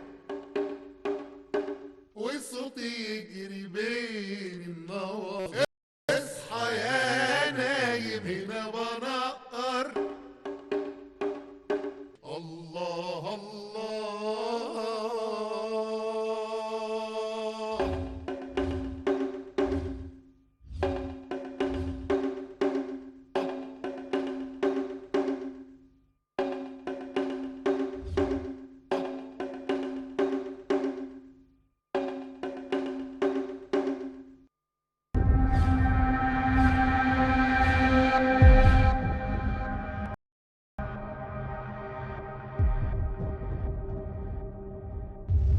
تعبت من الجري. انا لما كنت عايشه في دبي كنت فاكره ان الصفحه السوداء دي عمرها ما هتتفتح تاني، بس بعد ما رجعت مصر حسيت الصفحات عماله تتفتح واحده ورا التانيه. الو مريم، انا طارق. انا ومريم مالناش غير بعض، هي اهم حاجه في حياتي. بس انا مش حاسه بالامان. هو انت عارف دبي؟ دبي تعرفها كويس؟ طب وعارف انها كانت مصاحبه جوزي؟ بس ده ميت. انا مش كويس خالص من ساعه ما رجعت مصر وانا بكتشف حاجات كتير عن مريم. بس ده مش حقيقي. مشكلتك مش مع مصر، مشكلتك مع مريم. مش عايز اتكلم في الموضوع ده يا هشام. مريم بتعافر كل يوم عشان تفضل الست اللي انت بتحبها دي. مش قادر اتخلص من سيطره الستتين دول عليا. واحده مسيطره على مشاعري والتانيه مسيطره على دماغي. انت بتحوم ليه تاني حوالين مريم؟ انا بحبك انت، ولما اتجوزتك انت مش هو. هو انت في حد قالك قبل كده ان عينك حلوه بجد؟ انا استحملت سنين، استحملت المستشفيات والسرقه وكل القرف اللي حوالين المخدرات. ما تلبسهاش غلطات جوزك. جوزي انتكس من يوم ما رجعت مصر. هاني انا بحبك. وانا كمان. من هنا وراح مفيش خروج من باب البيت الا وانا معاك. هتحبسيني يعني؟ انا عمري ما هقدر اسامحك. ارجوك يا حاتم اديني اخر فرصه. في واحده كنت بحبها زمان ظهرت في حياتي دلوقتي. يعني انت مستعد تخسرني عشان واحده ظهرت في حياتك فجاه وممكن تختفي فجاه؟ انا رجعت. لو حاتم عرف نسيني. مش هقدر اعيش معاك يا مريم. ايه اللي حصل عشان تقول لي الكلام ده؟ مش عارفه. رجعتي الزفت ده ليه؟ مش عارفه.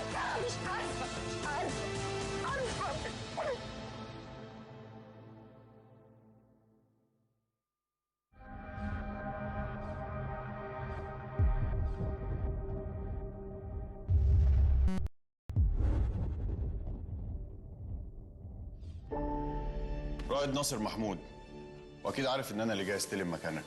المكتب جاهز. المولد انفض يا باشا، المحكمة قالت كلمتها. يا ابني انت غلط كفر.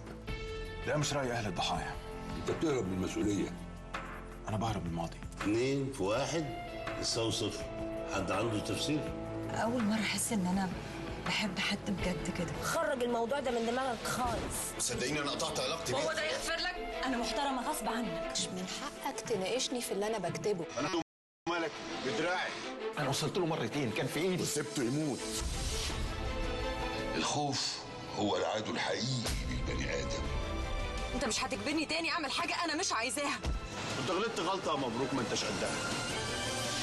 أنا مش وحش للدرجة دي.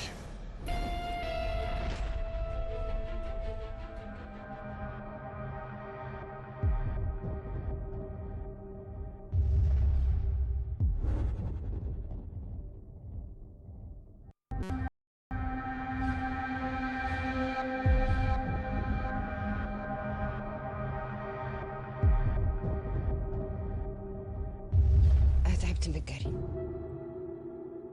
أنا لما كنت عايشة في دبي كنت فاكرة إن الصفحة السوداء دي عمرها ما هتتفتح تاني. بس بعد ما رجعت مصر حسيت الصفحات عمالة تتفتح واحدة ورا التانية. ألو مريم، أنا طارق. أنا ومريم ملناش غير بعض، هي أهم حاجة في حياتي. بس أنا مش حاسة بالأمان. هو انت عرفتها هنا ولا في دبي؟ دبي. تعرفها كويس؟ طب وعارف انها كانت مصاحبة جوزي؟ بس ده ميت. أنا مش كويس خالص من ساعة ما رجعت مصر وأنا بكتشف حاجات كتير عن مريم. بس ده مش حقيقي. مشكلتك مش مع مصر، مشكلتك مع مريم. مش عايز أتكلم في الموضوع ده يا هشام. مريم بتعافر كل يوم عشان تفضل الست اللي انت بتحبها دي. مش قادر اتخلص من سيطرة الستتين دول عليا. واحدة مسيطرة على مشاعري والتانية مسيطرة على دماغي. انت بتحوم ليه تاني حوالين مريم ندى؟ أنا بحبك أنت، ولما اتجوزتك أنت مش هو. هو انت في حد قالك قبل كده ان عينك حلوه بجد؟ انا استحملت سنين، استحملت المستشفيات والسرقة وكل القرف اللي حوالين المخدرات. ما تلبسهاش غلطات جوزك. جوزي انتكس من يوم ما رجعت مصر. هاني أنا بحبك. وأنا كمان. من هنا وراش مفيش خروج من باب البيت الا وانا معاك. هتحبسيني يعني؟ أنا عمري ما هقدر أسامحها على الغدر ده كله. أرجوك يا حاتم اديني آخر فرصة. في واحده بقى زمان ظهرت في حياتي دلوقتي. يعني انت مستعد تخسرني عشان واحده ظهرت في حياتك فجأة وممكن تختفي فجأة؟ أنا رجعت. لو حاتم عرف نسيني. مش هقدر أعيش معاك يا مريم. إيه اللي حصل عشان تقولي الكلام ده؟ مش عارفة. رجعتي للزفت ده ليه؟ مش عارفة مش عارفة.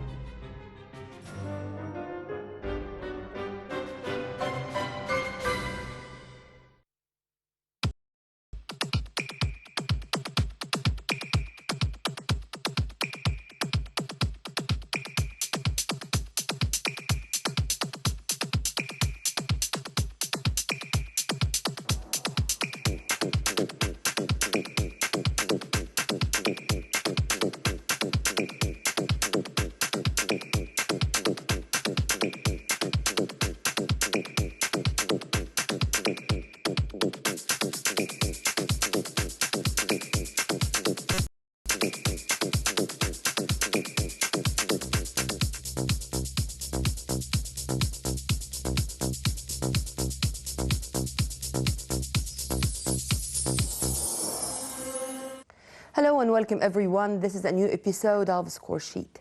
Happy Ramadan to all our dear viewers all over the globe. Ramadan is going to start in few hours and I hope that those 30 days are going to prosperity, with happiness, with goodness, with joy, and to have peace and security prevailing, not only in the Middle East region, but all over the globe.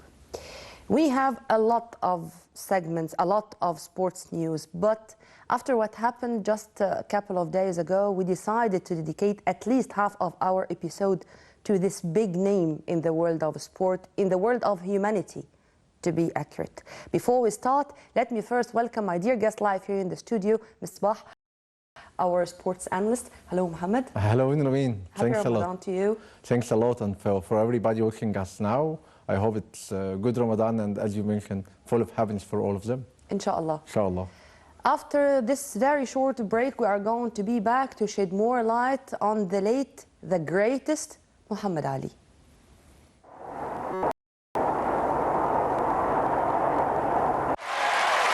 I am the greatest.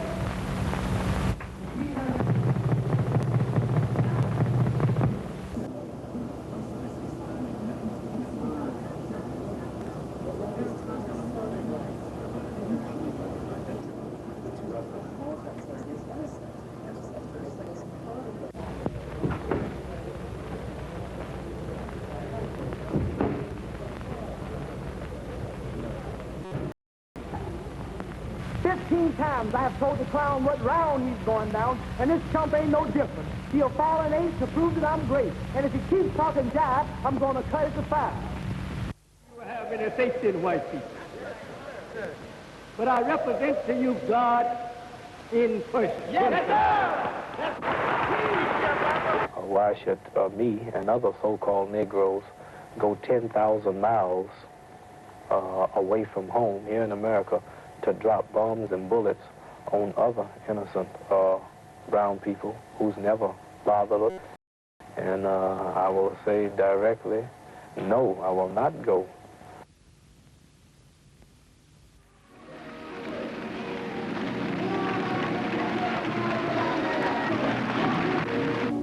And we'll fill the street with dancing feet beneath big black balloons. I don't remember anybody except. Welcome back. Mr. Misbah, it's not about only boxing. Exactly.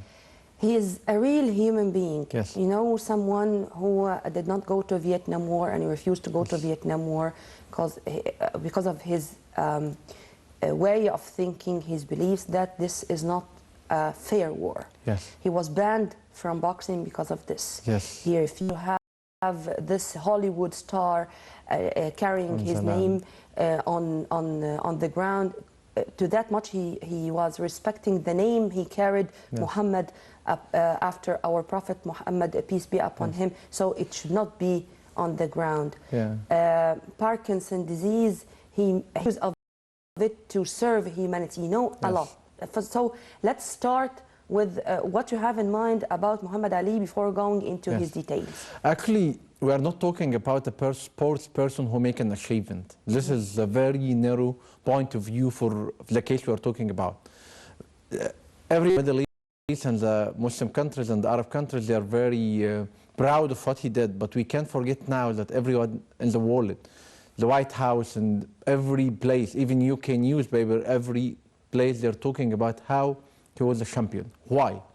As you mentioned, because we are talking about a case. A person have a principle and values in the life. What he achieved in the sports is extremely amazing, but when you go in the details of the person, he is the person who's exactly the definition of the values. Person first, he born in Kentucky in USA. Kentucky is just an info for the people where George Clooney and Jennifer Lopez born. And Kentucky and Miami is, it can be considered one of the poorest states in the USA. And he born in a very tough environment, actually a small family, and everyone attacking him. And suddenly, in the year of 12, his life started to convert because someone stolen his bike. He was going, because he's very poor at this time, like in charity party where they can give him free sweets. And have a small bike and someone stolen it. And then he decided, he went to the policeman. This is the starting point of his life, how he did this. He told him, I will kick this guy, whoever this guy is, who stole my bike. And the God making good things for the people, they really have life. Even at this time he was 12 years only. And he told him, I'm a boxer, coach, and then you can join. And then he started his life. Then it started his life with a kind of that he needs his rights. As a human, he needs his rights.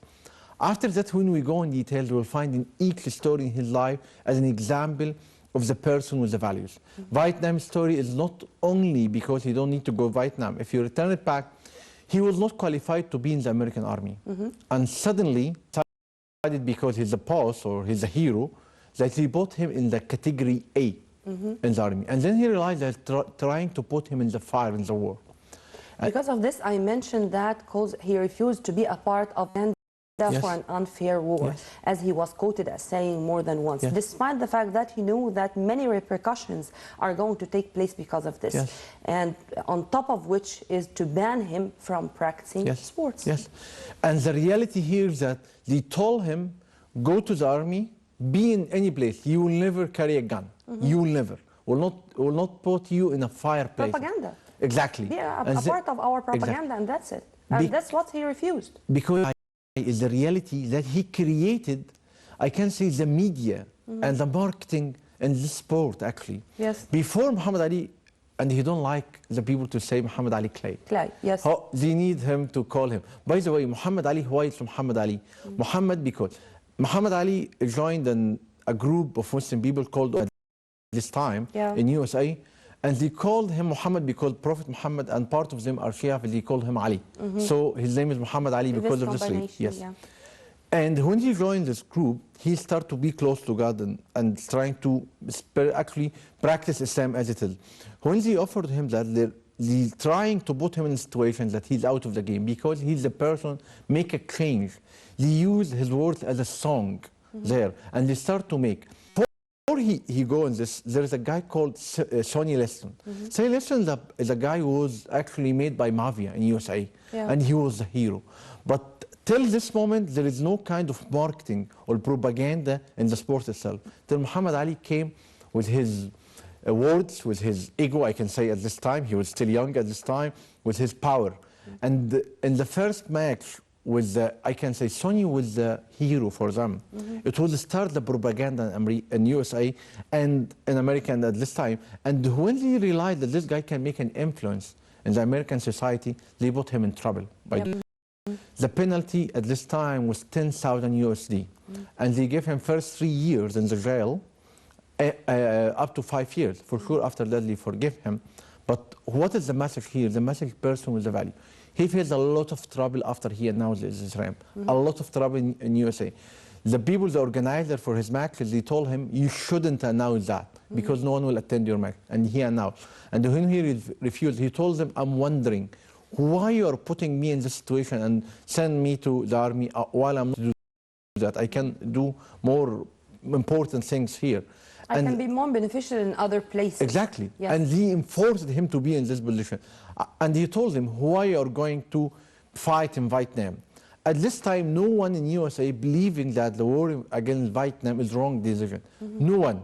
Everyone saying we should go there. Or at least, if you permit me to say so, even those who thought that it's not a fair war or it's not, did not have the courage or the power or the guts to say so. Yes, that's true. That's true. But Muhammad Ali was different.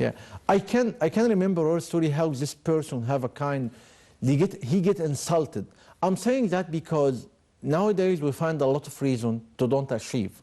This guy, after he went to the Olympic game and he gained the gold medal at this time, and he went to a restaurant, and he was carrying the medal, and they refused to give him the food. The part, it was a painful part. You know, you can imagine one of humiliation. Exactly.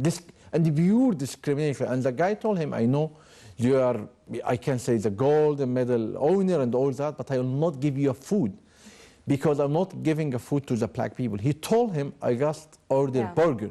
So it is not a food for anything. What do you mean by black people?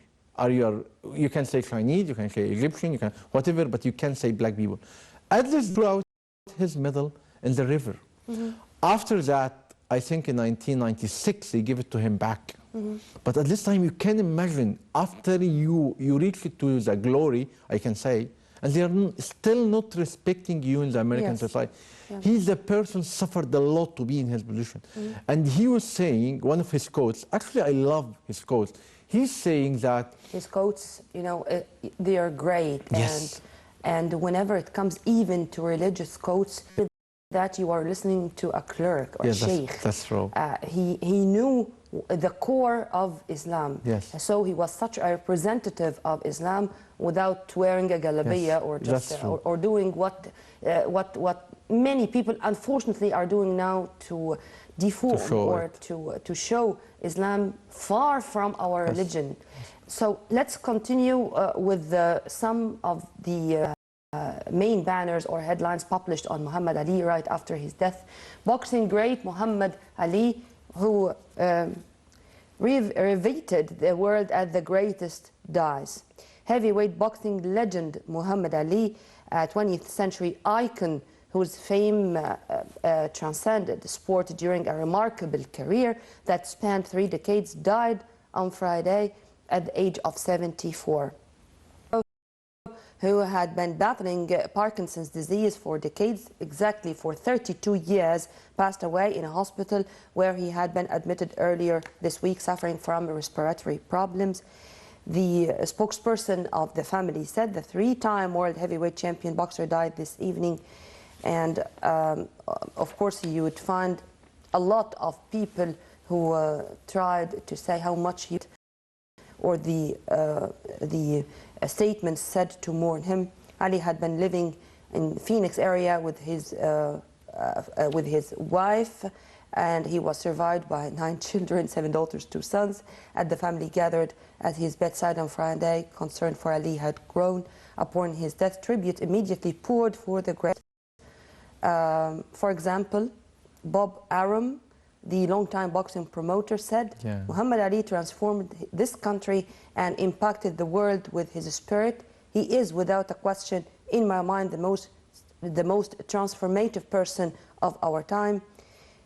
In 2014, he was treated for a mild case of pneumonia, and again in 2015 for another infection. His Parkinson's, thought to be linked to the thousands of punches he took during career, studded by bruising battles inside the ropes, had limited his public speaking.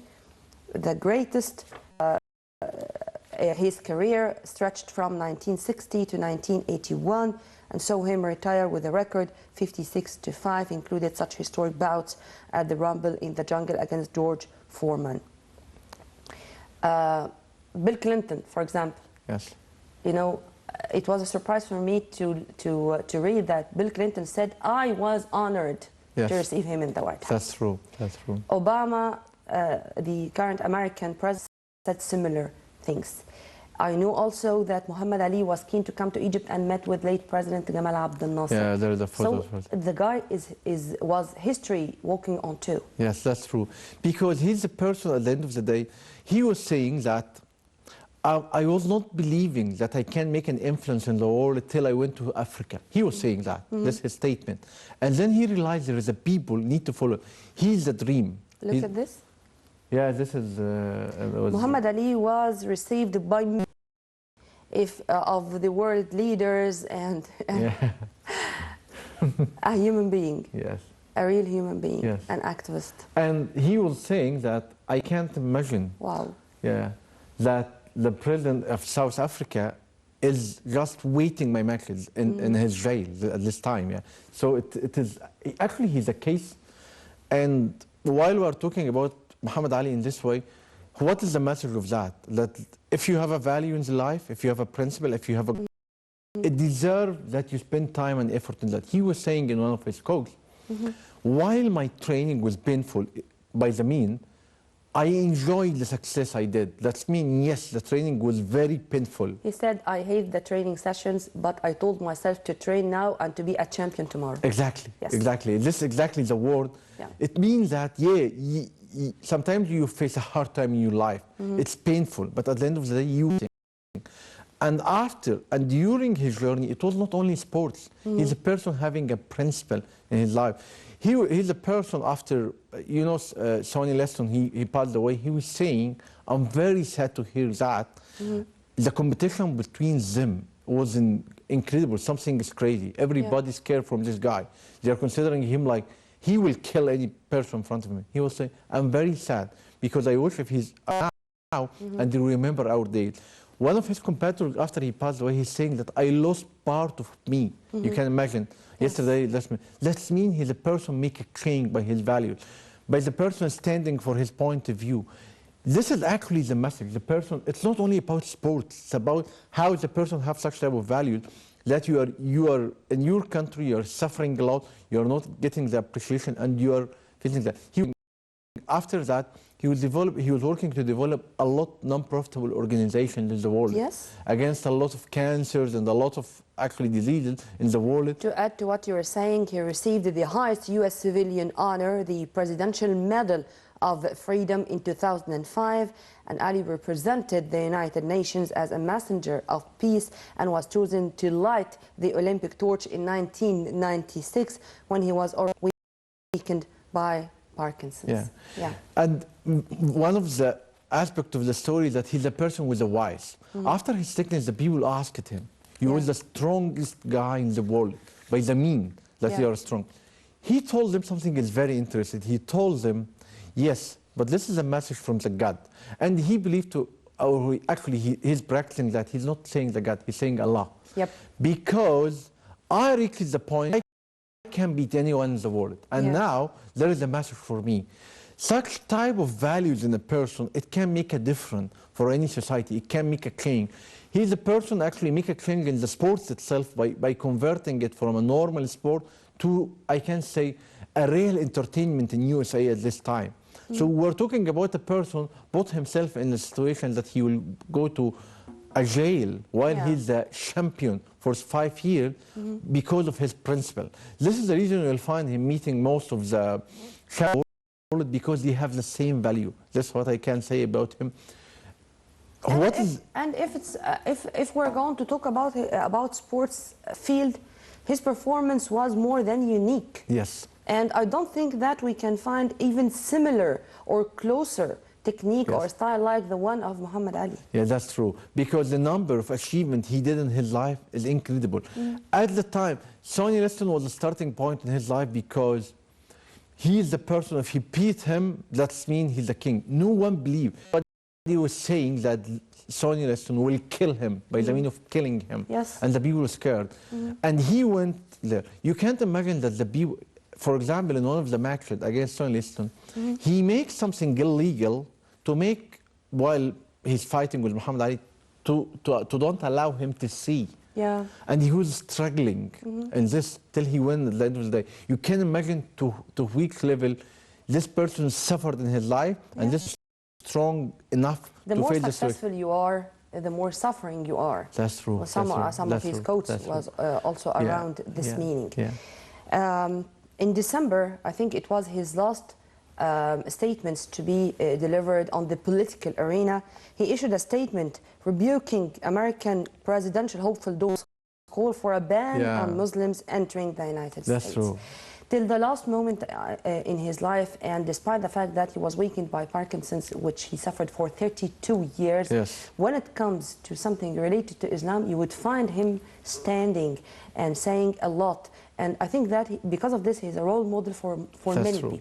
You raised a very interesting point, actually, because in his discussion with Donald Trump, he told him very clear, what's happening in the world is not the Islam. Not responsible for that, and at the end of the day we have the same values, that we are against such type of actions of killing people, and you need to understand. It was a very clear message for a person. I don't think that will be a US president, but he's nominated to be US president very soon. He's a person all the time standing for his values, and at the end of the day we are talking about that, and all news people are writing about this. The most important point that what is the message here? Here is that if you have a sports people, you need to have such type of values. It's not only about sport. Sport is a tool to deliver right message. If he started, the people liked him. He was talking about his visit to Africa. I mean, he loved Africa, and how the people was following him and talking to him and the kids and all that. That means you are, in a way or indirect, you are a messenger. You need to deliver a right message. You're not only doing sports and then go and life goes. No. If you need to make a real value for the society or for the world, you need to make it like that. Because people follow you. And this is actually what he did. He stopped playing, I can say, more than 30 years back. But he still is the person who's considered as a legend. A figure. As a figure. A legend. As a figure. Let's also shed some light on those high-ranking officials who pay tribute to Muhammad Ali. British Prime Minister David Cameron tweeted that Muhammad Ali was not just a champion in the ring, he was a champion of civil rights and a role model for so many. IOC President Thomas Bach said that Ali was an athlete who touched the hearts of people across the globe, an athlete who was engaged beyond sport, an athlete who had the courage to give hope to so many suffering illness by lighting the Olympic torch and not hiding his own affliction. He was an athlete who fought for peace and tolerance. He was a true Olympic champion, a true Olympian. And this is part of our story. Yeah.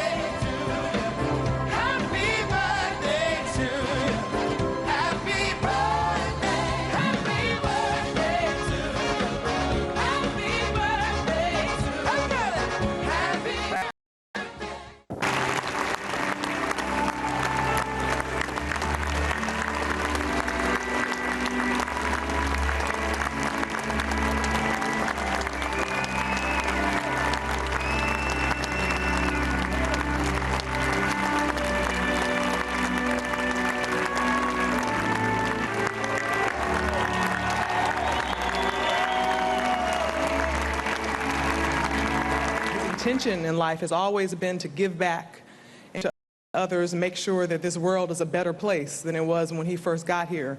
And that's why my father is the most honorable man in my eyes, to me, you know, and I'm so honored to be here for him today. You know, my father has always lived his life to make this world better for others. He's strong, he's courageous, such a powerful man, but I remember being a child and seeing him cry all the time.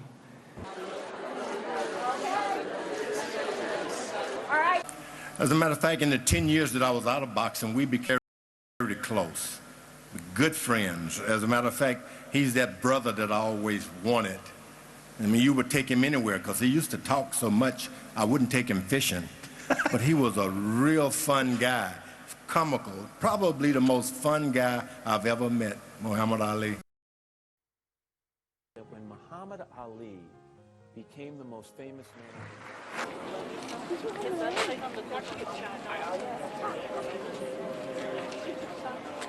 Yeah, we'll go right over. Yes.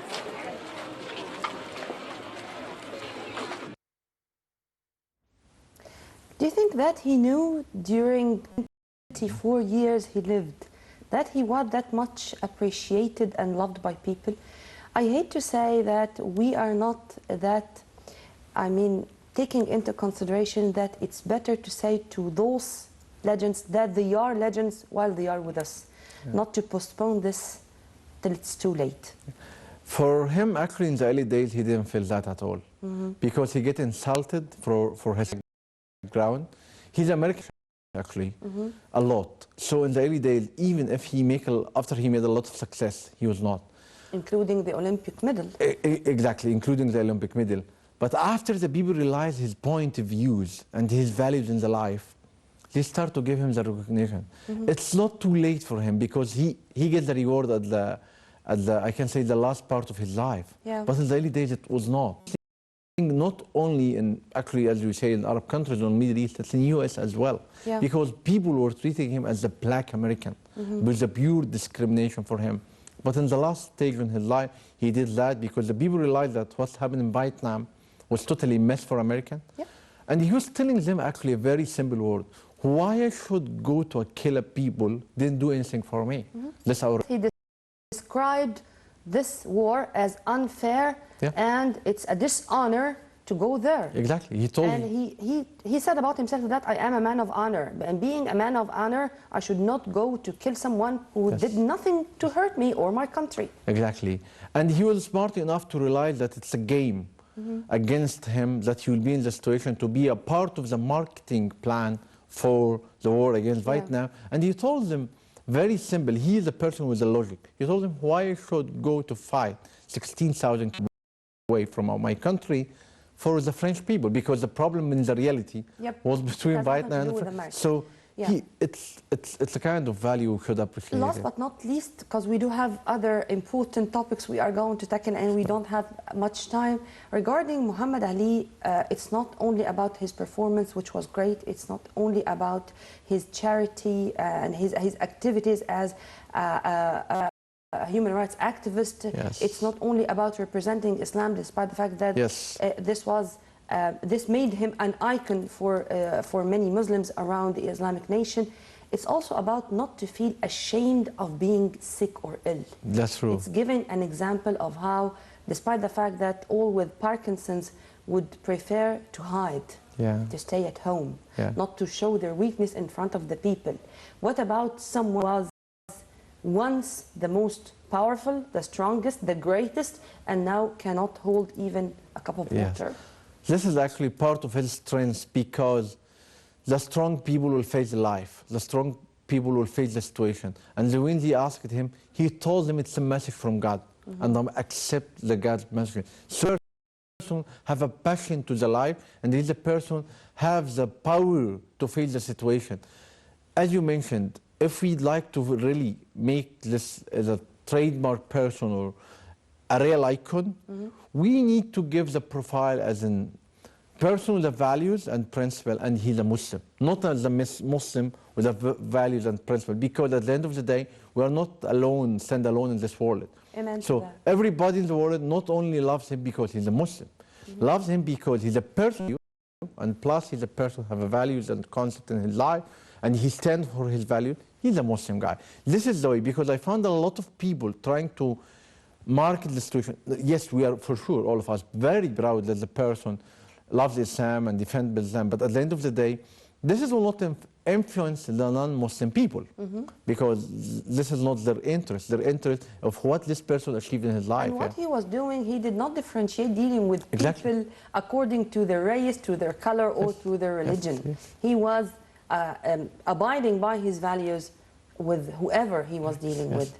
Muhammad Ali, legend, and I think that he is going to be remembered for decades because of those so many things we have talked about.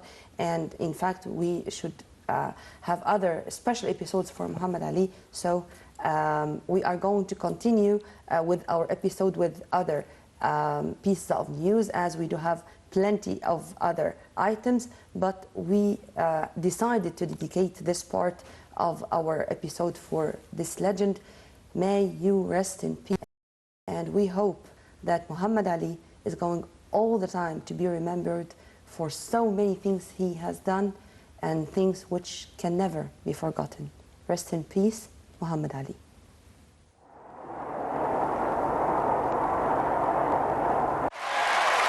I am the greatest.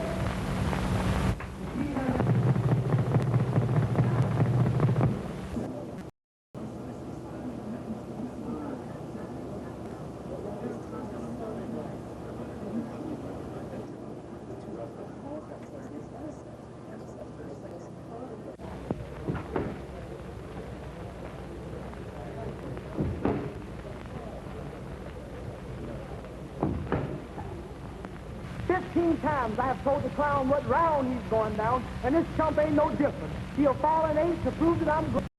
Keep talking jive, I'm going to cut it to 5. You have any faith in white people. But I represent to you God in person. Yes, sir!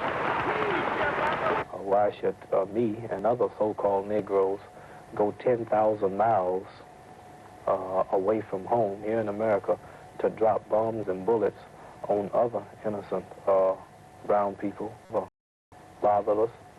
And I will say directly No, I will not go.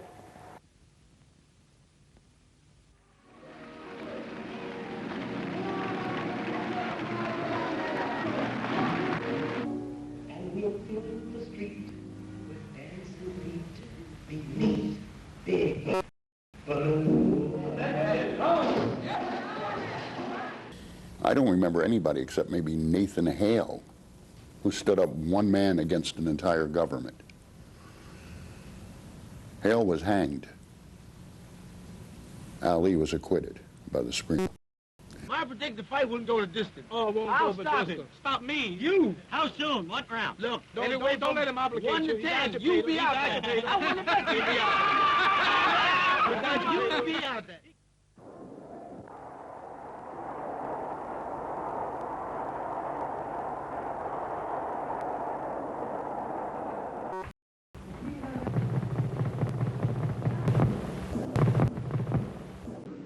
Sir, regardless of how it's been put by other people, I do not believe that Clay carried me in our first meeting. And anyway, he's too heavy to carry.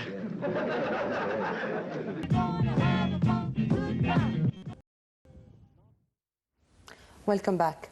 It's time now to continue with our press digest, as we do have plenty of headlines, and we are going to focus on a very important sports topic, which is Tanzania and Egypt. Fortunately, we did it, and fortunately, we are going to be back, inshallah, to the ACN, or the African Cup of Nations, with the 2 goals of Mohamed Salah, unbeaten till the moment. Egypt through to Nations Cup with a 2-0 victory at Tanzania. Specific. Mohamed Salah moved to joint 11th in Egypt all-time top scorers list after netting a double to lead the team to a 2-0 victory at Tanzania, which earned them a place next year's African Cup of Nations finals. For the first time since the year 2011. Egypt will make a record, extending 23rd appearance at next year's African Cup of Nations final, the first since 2010 after a double from Salah. The in-form AS Roma winger curled home a free kick on the stroke of halftime and finished off a breakaway 14 minutes after the restart, as Egypt finished their Nations Cup qualifying campaign without a single defeat, helping coach Hector Cooper fulfill his first target with the 7-time African champions. Of course, congratulations. Yeah, we should be that. We should be happy because we have beaten Tanzania. With all my respect to Tanzania, to Sierra Leone, to any African country. But till that moment, I cannot understand how much we have moved just like that with our national team after the 3 consecutive titles, African Cup of Nations title, 2006, 8 and 10, and to leave the championship for 3 years. 3 times. And now we are suffering in 2. Yeah, actually this is the reality. We should be happy because, yeah, we are in situations that we are in the champions. But the reality that we are out of the game for 3 times. That's been 6 years now. Yep. So we should be happy for that. At the end of the day, we'll be in the first category. Yeah. For the World Cup, I can say, process or election process. So at the end of the day, for that. But the reality that it's not a real achievement, it's a normal achievement. But when you collapse for a while and you make an achievement, you should be happy for that. Okay, let me say it in more frank words. Our performance was not that good. And especially in the first halftime, if it was not Assam al-Hadari, exactly, it was going to be a catastrophe. I don't know why it's the lack of Ahmed Hijazi, for example, the lack of specific names, or what? It's not a reason. This is the point. It's not a reason. It's not a reason. Okay, would you please elaborate? It was very simple. This match was depending on 2 players, Assam al-Hadari and Mohamed Salah. That's all. Yeah. If you don't have those 2 players, I can believe in the talent and all that in the game. But to this level, we don't have any plan. We don't have any, I can say, cooperation in the field. Harmony. Or harmony. We don't have that. It's a talent from 2 players only. Tell you something. Some would give them an excuse because the last time they were gathered together was at Nigeria's counter, and this was in March, meaning 3 months ago. Old-fashioned way of giving excuses. This is old-fashioned. It's actually, it's not a club. It's national team. So national team will not meet every day because they have other commitment. So if we're talking about professionalism and the real life, please, they need to stop of saying that. So actually, the harmony, because the environment itself. If there's something wrong inside the team, it's not by just giving in orders. It needs someone mature to solve it. I know that Hannah breed and the seed, but the reality there is a lot of issues. On the ground. I hate to say that, but we need a maestro, a leader on the ground. And when was Mohammed Abu Trwa there, despite the fact that I may differ with him on so many things, but when it comes to his tactics, to his way, to his performance, when he was a leader, the maestro, the case was different.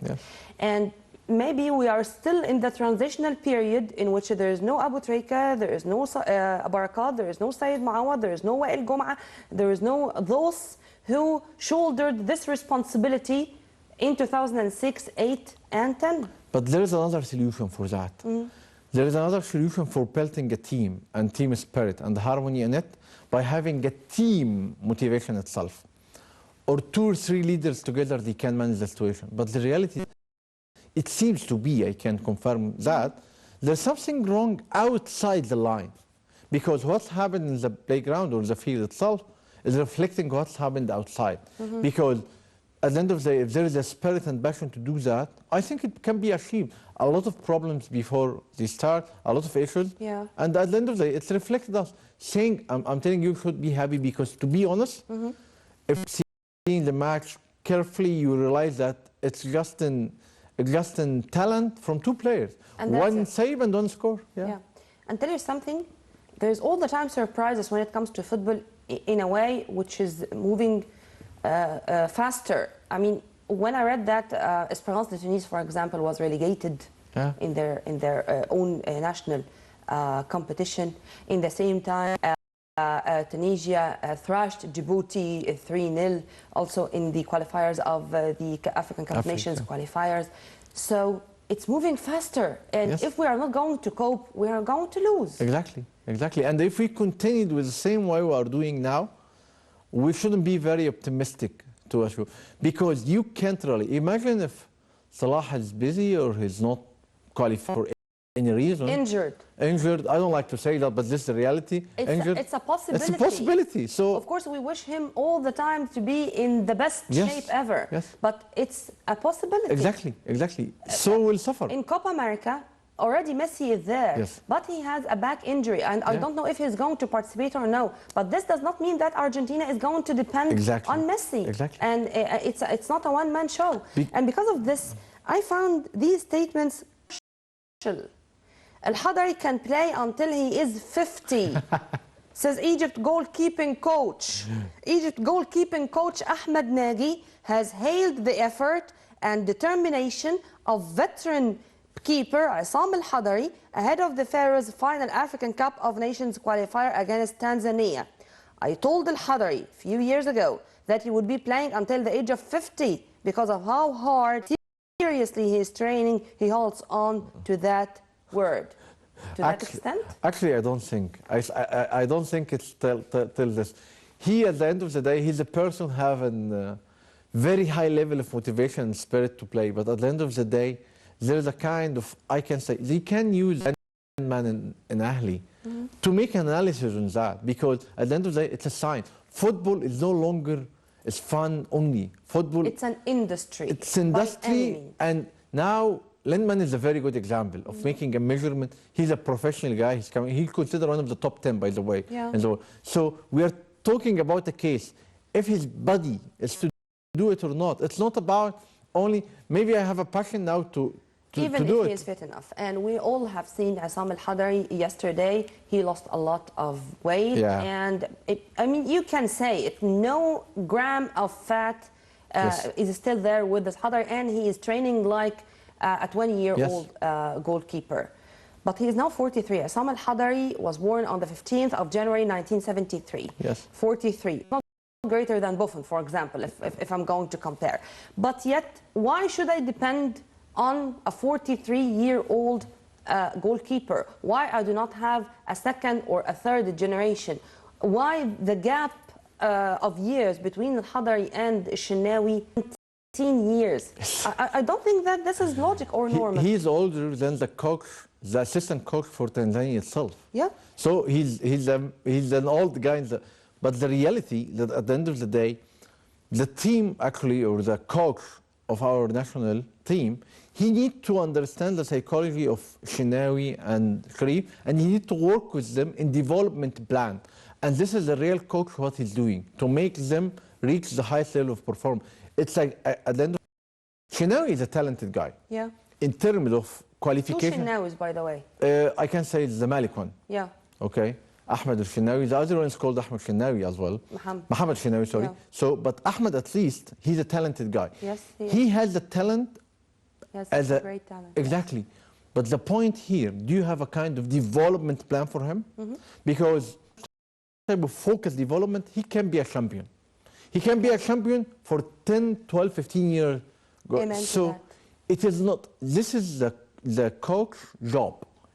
He's doing his job or not, this question should be asked to the people responsible for the football Have itself. you heard about this Maradona issue? Which one? Okay. Not a joke. Maradona to coach Sumuha, Egypt's club, not interested. Seriously? Yeah. And one of the coach's agents suggested Maradona to become our new coach in the upcoming season. It is not a joke. This is real news. The Alexandria-based club stated via their Twitter account. The 55-year-old Maradona, who is widely regarded as one of the best football players of all time, is currently serving as Dubai ambassador of sports, and as he retired in 1997. Diego Armando Maradona. This was for me a joke. But you know what the objective behind the scene? Maradona, I met him in Dubai. He was attending Ahli match against him. And the funny part that Maradona nowadays, he's going to places just to have fun. So it will be a nice fun for him. If Smuha smart enough and they're doing that. Let me quote Muhammad Fard exactly as saying, Smuha chairman Muharrag Amer told the Egyptian sports website Fil Goal, yes, we were offered to sign Maradona, but we tend to reject the opportunity as the team is currently stable in the league competition, competes for a spot at African Confederations Cup in the new season. This is to be really respectful, but it's controversial because we are not talking about an ordinary guy. We are talking about Diego Armando Maradona. Yeah, but now is Maradona is totally different. Maradona now is a person just having fun and attending as Maradona's name, but the reality is not adding a real value. Okay. If he can, from my opinion, and you can make a good marketing campaign from it, it will be a good deal. At the end of the day, maybe you collapse your team. So there is, it's management risk. Yeah. Exactly. You can bring him and making a good marketing, maybe your companies, because Muhammad Farag, at the end of the day, he's the owner for a lot of companies. He's a businessman. He's a businessman. Yeah. So maybe it's a good deal because Moha, at the end of the day, he's always in the middle.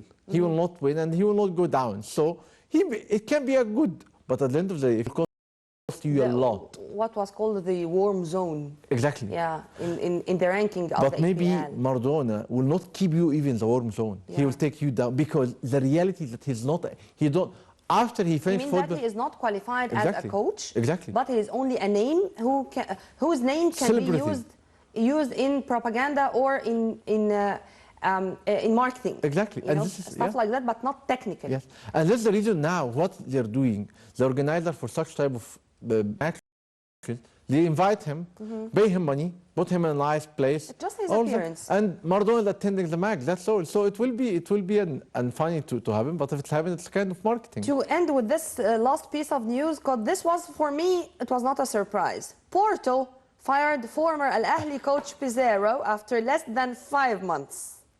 Former European champions Porto have fired coach Jose Pizarro after less than 5 months. Porto said they had reached an agreement for the end of the contractual agreement with Pizarro. Replaced Julian Lopetegui, I hope I'm pronouncing his name right, himself sacked after 1.5 seasons.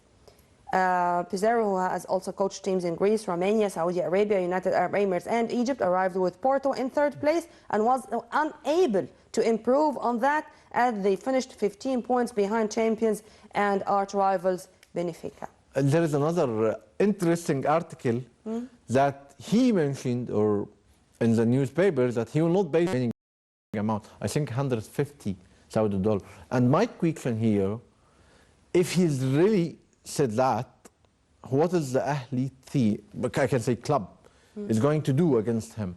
Because all the time we are in trouble, and Ahli suffered with Peter Ompoy just a few days back, and there is a penalty. Why you are nice to the people and people are not nice to us? This is the point.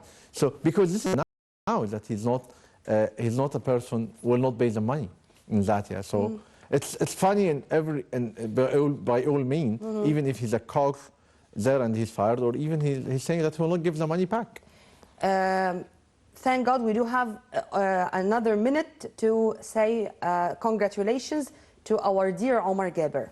Switzerland's Basel welcomes Egypt star Omar Gabel warmly.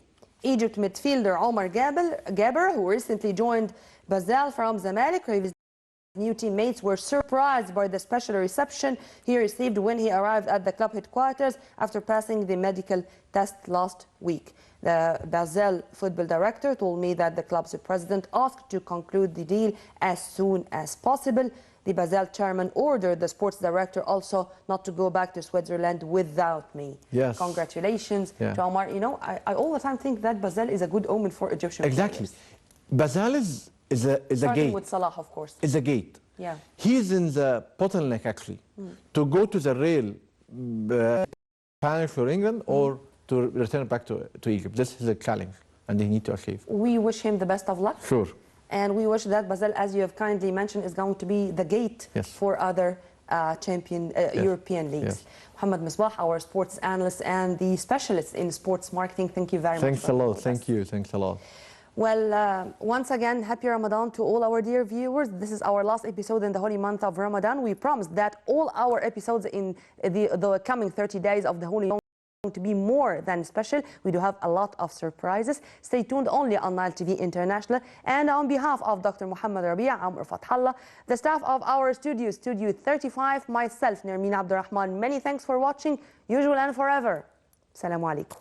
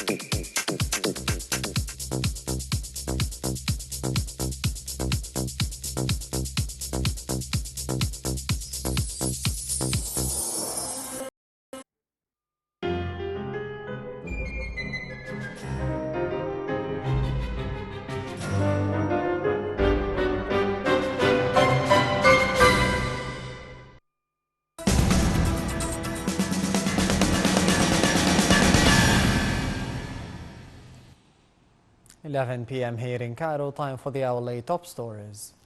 Egypt's Dar al-Ifta announced on Sunday that the holy month of Ramadan starts on Monday. Marking the occasion, President Abdel Fattah al-Sisi congratulated people and exchanged the greeting cables with the leaders of the Muslim world. The president wished the Muslim leaders and the nations a happy Ramadan full of blessings and prosperity. Meanwhile, al-Sisi received the congratulatory cables from the state figures in which they wished welfare and prosperity for the whole country. The annual fasting month of Ramadan is due to begin Monday in Saudi Arabia, the United Arab Emirates as well. The announcement was made on Sunday after the sighting of the crescent moon.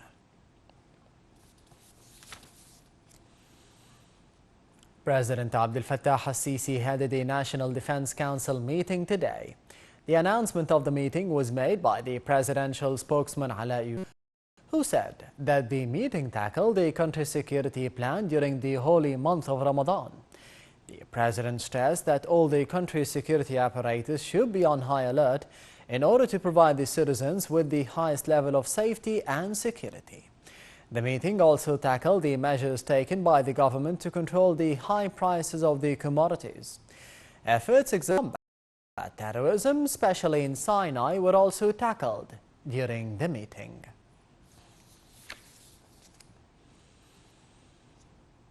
Prime Minister Sharif Ismail and the Minister of Higher Education and the Scientific Research, Ashraf Al-Shihi, witnessed the launch of the national program for the technological alliances at the headquarters of the Academy for Scientific Research. Al-Shihi described the cooperation between the national industry and the Scientific Research Society and the civil society organizations to develop the industries in different fields as a huge advancement. Al-Shihi added that these industries include water desalination, food, electronics, and mining. The minister added that this cooperation coincides with the new fiscal year in Egypt. Palestine's chief judge and the presidential advisor for the religious and the Islamic affairs, Mahmoud al-Habbas, said that the break-ins into Al-Aqsa Mosque are conducted by the extremist Jewish settlers and under the protection of the Israeli police. He added that the violations are considered acts of terrorism that are supported by the Israeli government, calling on the Palestinians to take a firm and serious stand towards such acts. He also stressed on the necessity of the continuous presence of the Palestinians around the Al-Aqsa Mosque compound in order to thwart all the attempts by the organization that calls itself Temple Mount from holding any celebrations or rituals in the area.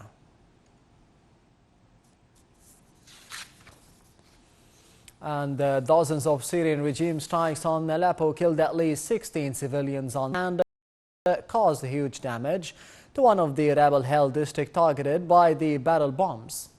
The Syrian Observatory for Human Rights said that 9 civilians were killed in Qarit Riji and 2 others, including a child, were killed in the Maysar neighborhood of the northern city. Another 5 civilians were killed in 2 other districts and on the city's outskirts. These are the top stories we have for now. Thank you for watching and goodbye.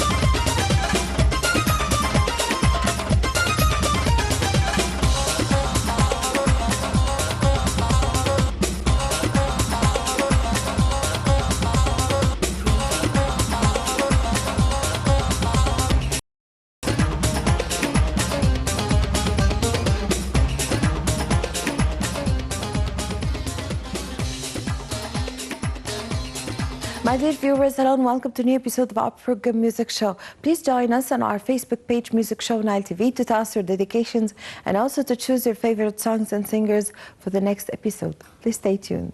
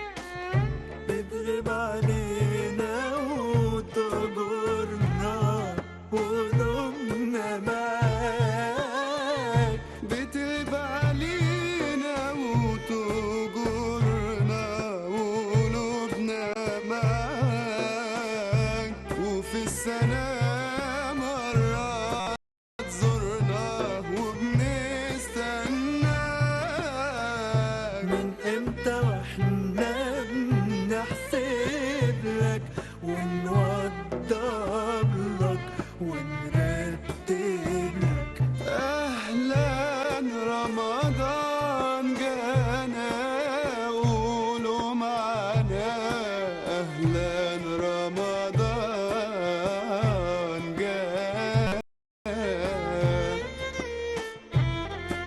Welcome back. We're going to start this episode with a very nice, well-known singer, Tamer Hosni, and in his song Habibi Ya Rasul Allah, and he is singing for Prophet Muhammad, peace be upon him, and the lyrics and the music is for Nasr Mahrous.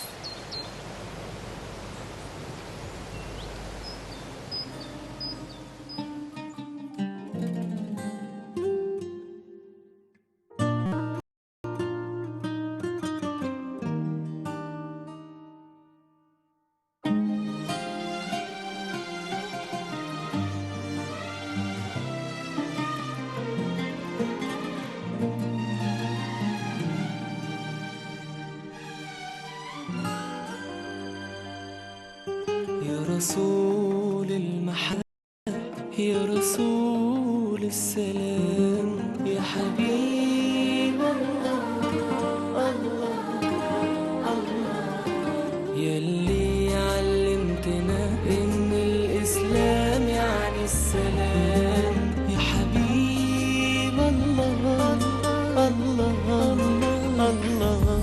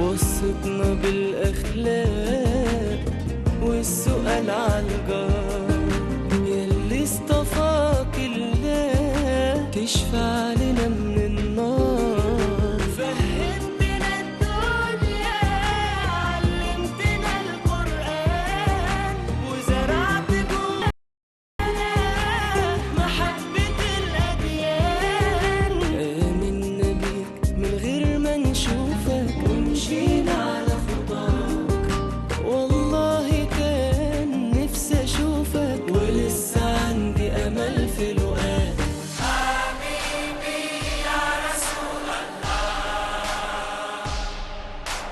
حبيبي يا عبد الله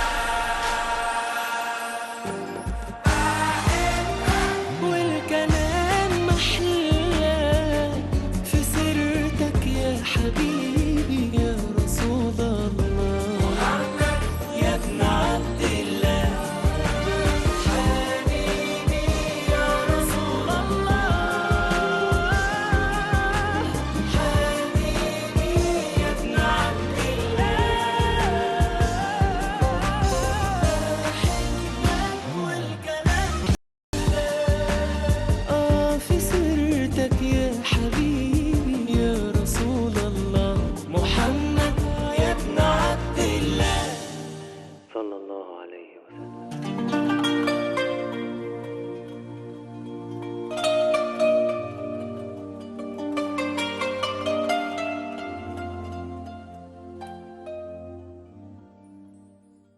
Now we are going to listen to Maher Zain in his song Mawlay, and it is a very nice song. Maher Zain, of course, is a Muslim singer, and he sings for God and for peace and forgiveness.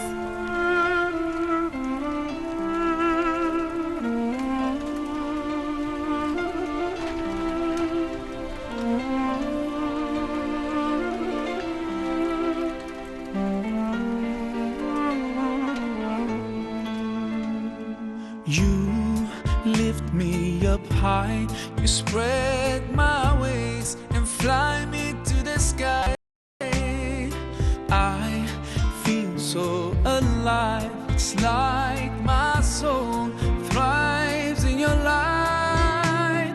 But how I wish you'd be here with me all year around. Ramadan,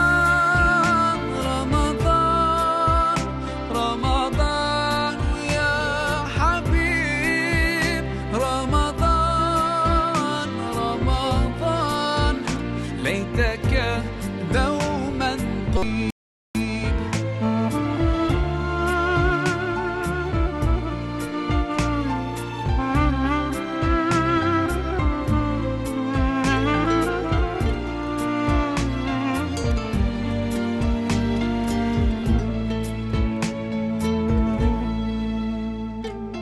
Love is everywhere, so much peace fills up the air.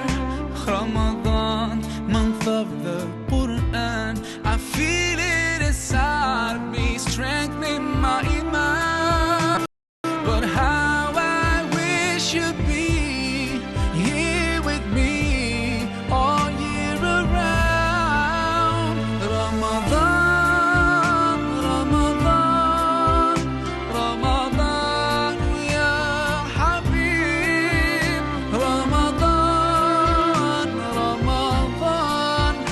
ليتك دوما قريب.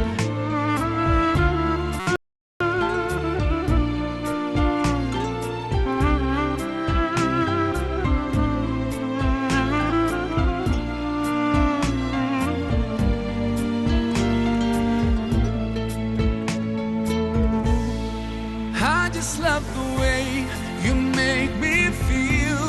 Every time you come around, you breathe life into my soul, and I promise that I'll try throughout the year to keep your spirit alive. In my heart it never dies.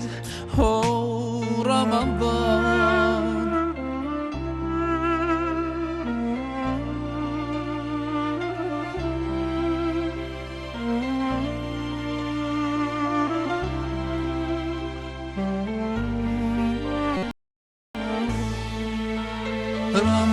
رمضان رمضان رمضان يا حبيب. رمضان رمضان ليتك دوما قريب. رمضان رمضان رمضان يا حبيب. رمضان رمضان ليتك دوما قريب. ليتك دوما قريب.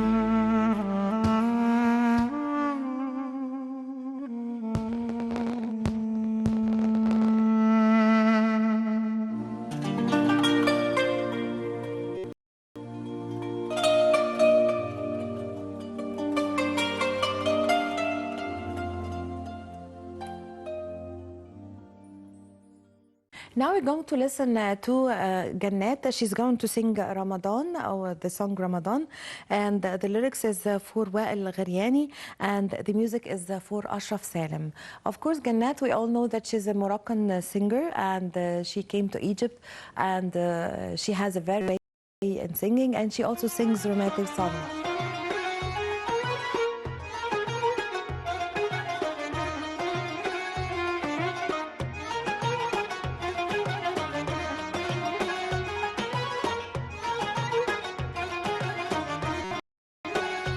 رمضان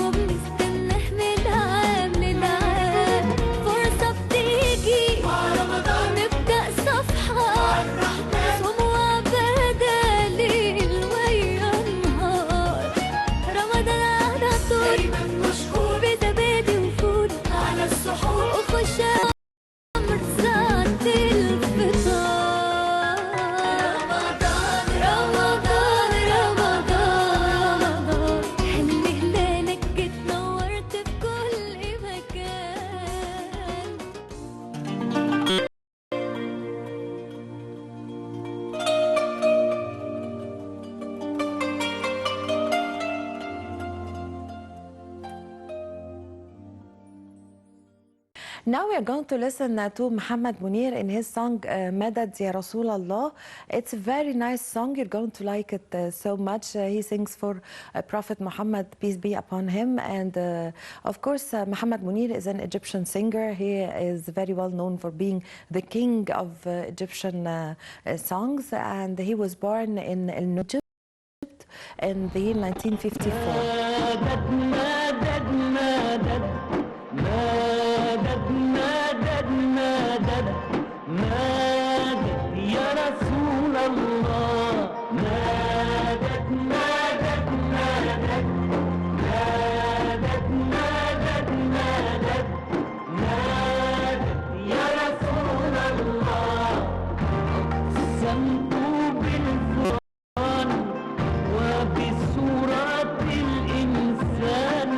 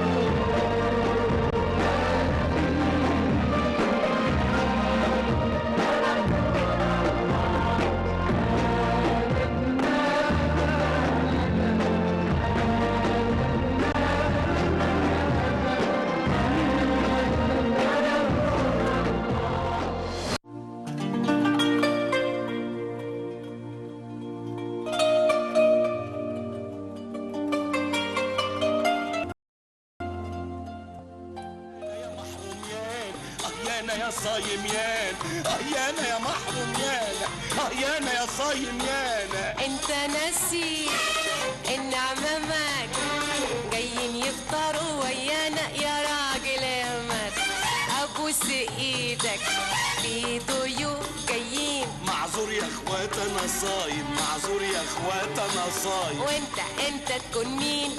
هو انت لوحدك؟ احنا كلنا صايمين، كلنا صايمين.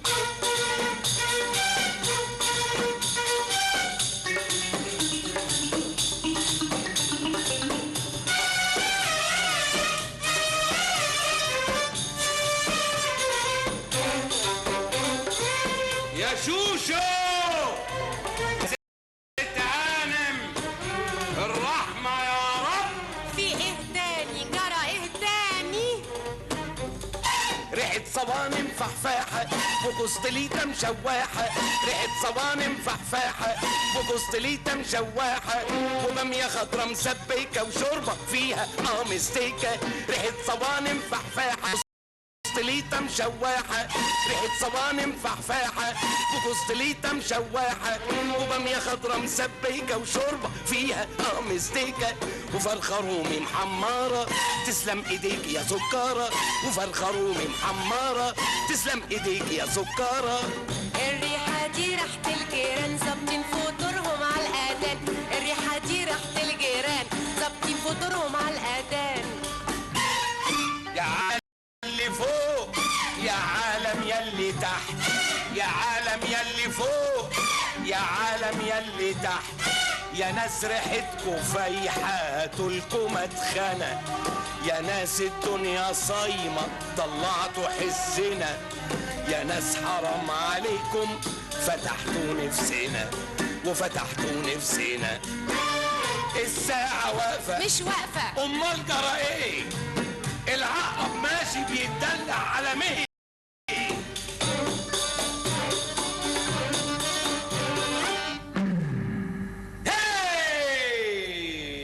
المدفع ده وحوي يا وحوي، وجمل وحوي، وحوي يا وحوي، وجمل وحوي. الغراب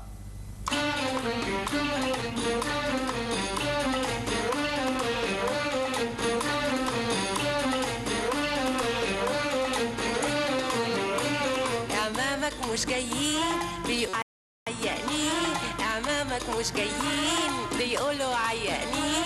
احسن علشان انا وانتي نفطر واحنا رايقين، هاتلنا الفرخه الرومي. الفرخه ما استوتش. طب هاتي طاجن ضلمه. الضلمه ما اتحشتش.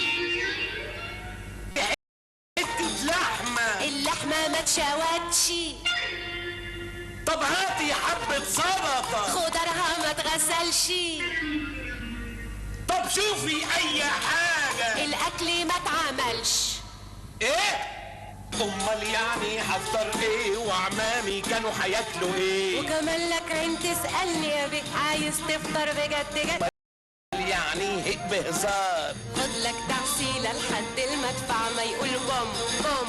ما هو لسه المدفع من شوية قايل بوم بوم. خد لك تعسيلة لحد المدفع ما يقول بوم بوم. ما هو لسه المدفع من شوية قايل بوم بوم. أنا بقصد مدفع السحور ويا دوب في الوقت الضايع هعمل لك. Well, with this, my dear viewers, we come to the end of our program Music Show. I hope you've enjoyed being with me. Wait for me next week. Until then, it's goodbye.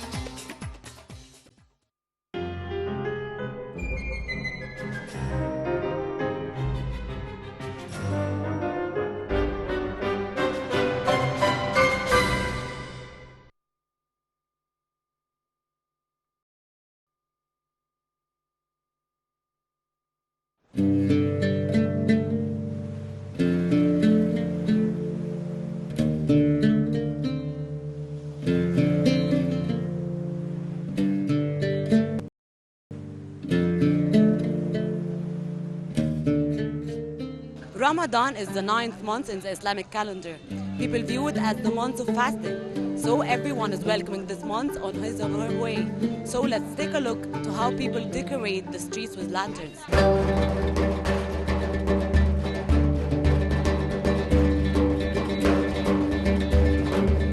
شهر رمضان بيبتدي من نص شعبان نستعد له ونجهز له. بنستعد من اول السنه عشان بنخلي الموسم بشهرين ثلاثه. الشغل اللي هو المصري ده، المصري كله متطور زي ما انت شايفه، كل حضرتك شايفه ده مصر. احنا بنستعد قبل رمضان بشهر، اللي هو اليميش اللي هو جوز الهند والكلام ده والزبيب والمشمشيه والمكسرات، الحاجات دي اهم حاجه. في الكنافه والقطايف والجلاش والسمبوسه. هو مش بالاكل ولا الشرب لا نستعد كده ايه لطاعه ربنا. طبعا شيء مقدس بالنسبه لنا، او رمضان بتبقى عند خاله يعني. يكون شهر كريم علينا باذن الله.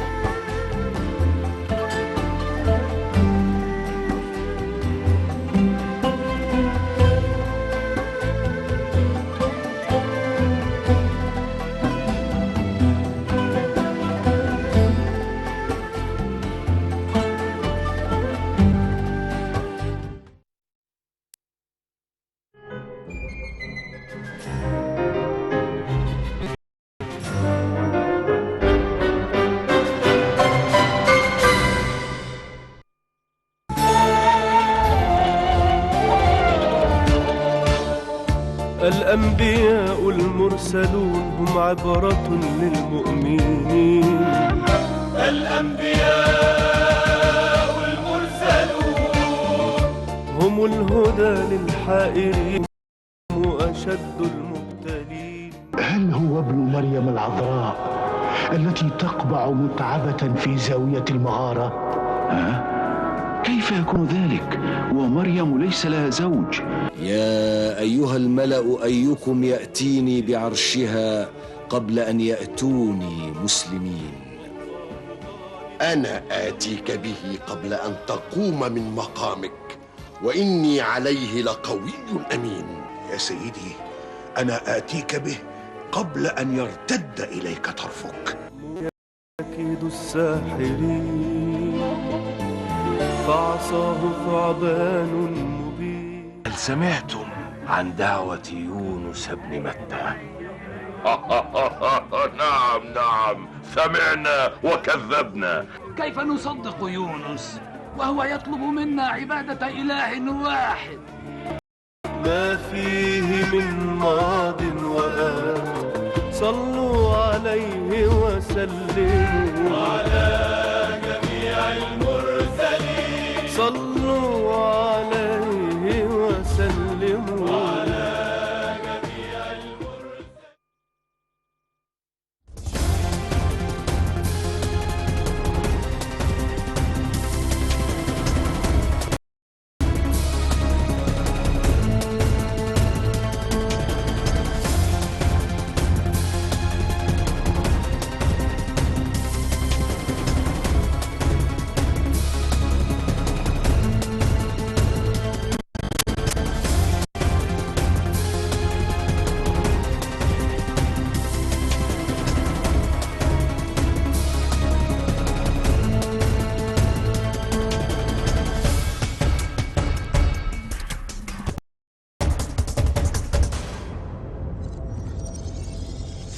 Good evening, and thank you very much for joining us here once again on our special interview in our exclusive episode with our program On the Hot Seat. I'm Yasmin Bakir, and today we're going to have a very special guest because we're going to be discussing with him all the problems and the advances as well as the benefits that the Egyptians have gained out of resolving the problem of electricity. And we're going to take a look with him on what 2016 summer for Egypt is going to look like and how different is it than the previous years. We're very much delighted to have joining us here on the hot seat Dr. Mohammed Al-Yamani. He's the spokesman of Ministry of Electricity and Renewable Energy. Thank you very much for joining us. You are welcome, you and your colleagues. First time for you to visit us, and you are welcome again and again. Thank you very much. Now, let's talk about how you see today the problems of electricity and how they have been resolved, unlike the previous years. Well, everybody knows that a lot from the load shedding and the power failure from time to time, and that was terrible actually. That started maybe 2008 in 2008 year 20 yes up to 2014. And actually we have started from 2015 to solve the problem. That's according to, you know, the political our political leaders. The President Sisi himself was taking care about that the file of the energy. We have added more than 3,632 megawatt within maybe 6 months. This is a global record, you know. Yes. Yeah, and 2015 only we have added 6,882 megawatt to the grid. Not only that, but we have also worked on the upgrading the transmission lines, and we have arranged and fixed the problem of the foil which the power plants needs with the coordination of the petroleum Ministry of Petroleum. All of these things to, you know, 2015 passed safely without any load shedding, and we will in the near future we will yes, and it was also very noticeable because last year there was hardly or rarely any electricity cut. But that again also brings us to a different story that has also contributed to the reduction of this cut. And I'm here talking about the mechanisms applied in terms of power saving or energy saving for electricity, whether it is in terms of awareness for the people on how to use electricity properly, or even it's under the auspices of the ministry itself. What has been done? Well, regarding the energy conservation and saving, as you said, we have worked on different points together. First one is to distribute the LED lamps, which is highly saving power. LED lamps, until now I can tell you that we have this 8.5 million LED lamp through the 9 distribution companies in all the governorates. In addition to that, also we have the public lighting. I mean, in the streets. Until now, also have replaced from total 3.9 million lamps. We have until now interchanged or replaced 1,100,000. We are working on that. In addition to that, also we have in the end of 2013 to install and implement solar photovoltaic power plants over here on the ceiling. I think until now also we have in our buildings belongs to the Egyptian Electricity Holding Company. More than buildings have that. They have solar photovoltaic power plants. They have LED lamps in the offices. And maybe you know that some other ministers and governors started to do that. In addition to using the photovoltaic and the power and the lighting of the streets as well. So LED lamps with the public lighting, with the solar power station, this helped us to really to achieve the power conservation. I have to regarding the energy conservation label, which they can use, they are using now in the electricity devices at homes. I mean, refrigerator, air condition, all of that. Yeah. Yes, and as you said correctly, that's noticed in some of the main roads here in Egypt that they are using LED lights and other means of renewing energy as well. And that's why I want to talk with you here about ministry's role in possibly establishing new power plants, renovating the old ones, dividing the loads on different power plants. What strategy was applied here concerning these new power plants? I think it's my pleasure to tell you also, and everybody knows that we Mr. Abdel Fattah al-Sisi was in Asyut maybe since 10 days like that, and with His Excellency Dr. Mohammed Shakir to open the new power plant in Asyut. Asyut means the Upper Egypt. We are talking about the development in Upper Egypt. So we have not only this power plants, 1,000 megawatt, and will be upgraded to be 1,500 megawatt.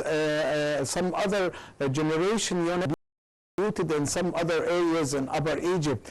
The total was 3,632 megawatt, which the president himself opened. Also, we have to tell about the near power plants, which open maybe next November 2016. I'm talking about Bani Suef power plants, which we are working on with the coordination with Siemens, a German company, not only in Bani Suef, and we have another power plants in Alborolus, and the third one in New Capital. So the total energy will be generated from those 3 power plants will be 14,400 megawatt. So it is actually actual to maybe 50% of the total of our power generation. Very inspiring. Yeah, that's very good. And let's talk also here about the controversy of the slides or the segments in terms of payment divisions. I don't know, I mean, since you're the spokesman of this ministry, yes, you can tell on what basis were these slides divided? And is it true that the richer people pay more than the poorer people? Well, you know that in our, developing countries, we have to, the government has to take care about the people who have a limited income, let us say, and they have a social, role they have to play regarding that. That's why the homes, our electricity use in homes, divided into 7 layers and levels. The first one for the people, the cheapest one, for the people who are using up to 50 kilowatt, the price of kilowatt will be 7.5 Egyptian piastre only. If you ask me about the cost of this kilowatt from the Ministry of Electricity, right now it is 68 piastres, Egyptian piastres. So the difference between the price of the kilowatt for the first level of first layer compared to the cost, the big difference is to be paid by the Ministry of Electricity. In support for these people that's with limited government support. You are right. The second layer is up to 100 kilowatt. The price of the kilowatt in this layer is 14.5 piastres. Still, we have a big difference from the cost. And the third one maybe around 20, like that. I don't remember. Anyway, on the internet, and we have to tell that once if your consumption of the electricity increased, so you have to pay more because we have to decrease the support of the government. That's the difference between rich and poor people, or you can say the limited income people. They have to receive support from the government. And then that also leads for ask you about those people who steal electricity, or they don't put on the coding machine or whatever it is that calculates their electricity. I'm talking about two types of people here: people who have proper houses, but they by all means steal consciously, and those others living in rural or slum areas are in millions, and they also steal electricity. Well, I agree with you. We have such kind of people, who are using the electricity illegally.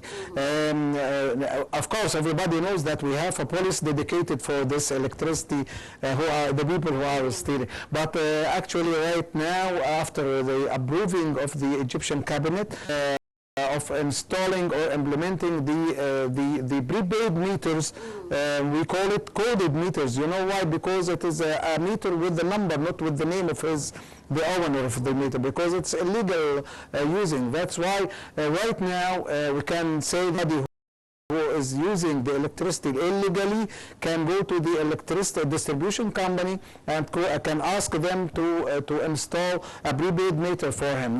By that he will avoid the actions of the police, maybe he will pay money, maybe he will go to jail, nobody. Yes, exactly. And from this, and on the other hand, the electricity distribution companies can get back millions of pounds, which was, regarding the and I think this is also in cooperation with other ministries, like the Ministry of Housing, for instance, when the president also last week had said that he was planning to get rid of 1 million or more of slum areas, then along that also the problem of stealing electricity will be resolved. But there's another problem people have recently been arguing about, and that is person who comes and reads the electricity or codes the electricity does not read well. The people are complaining that the bills are always overrated than what they use.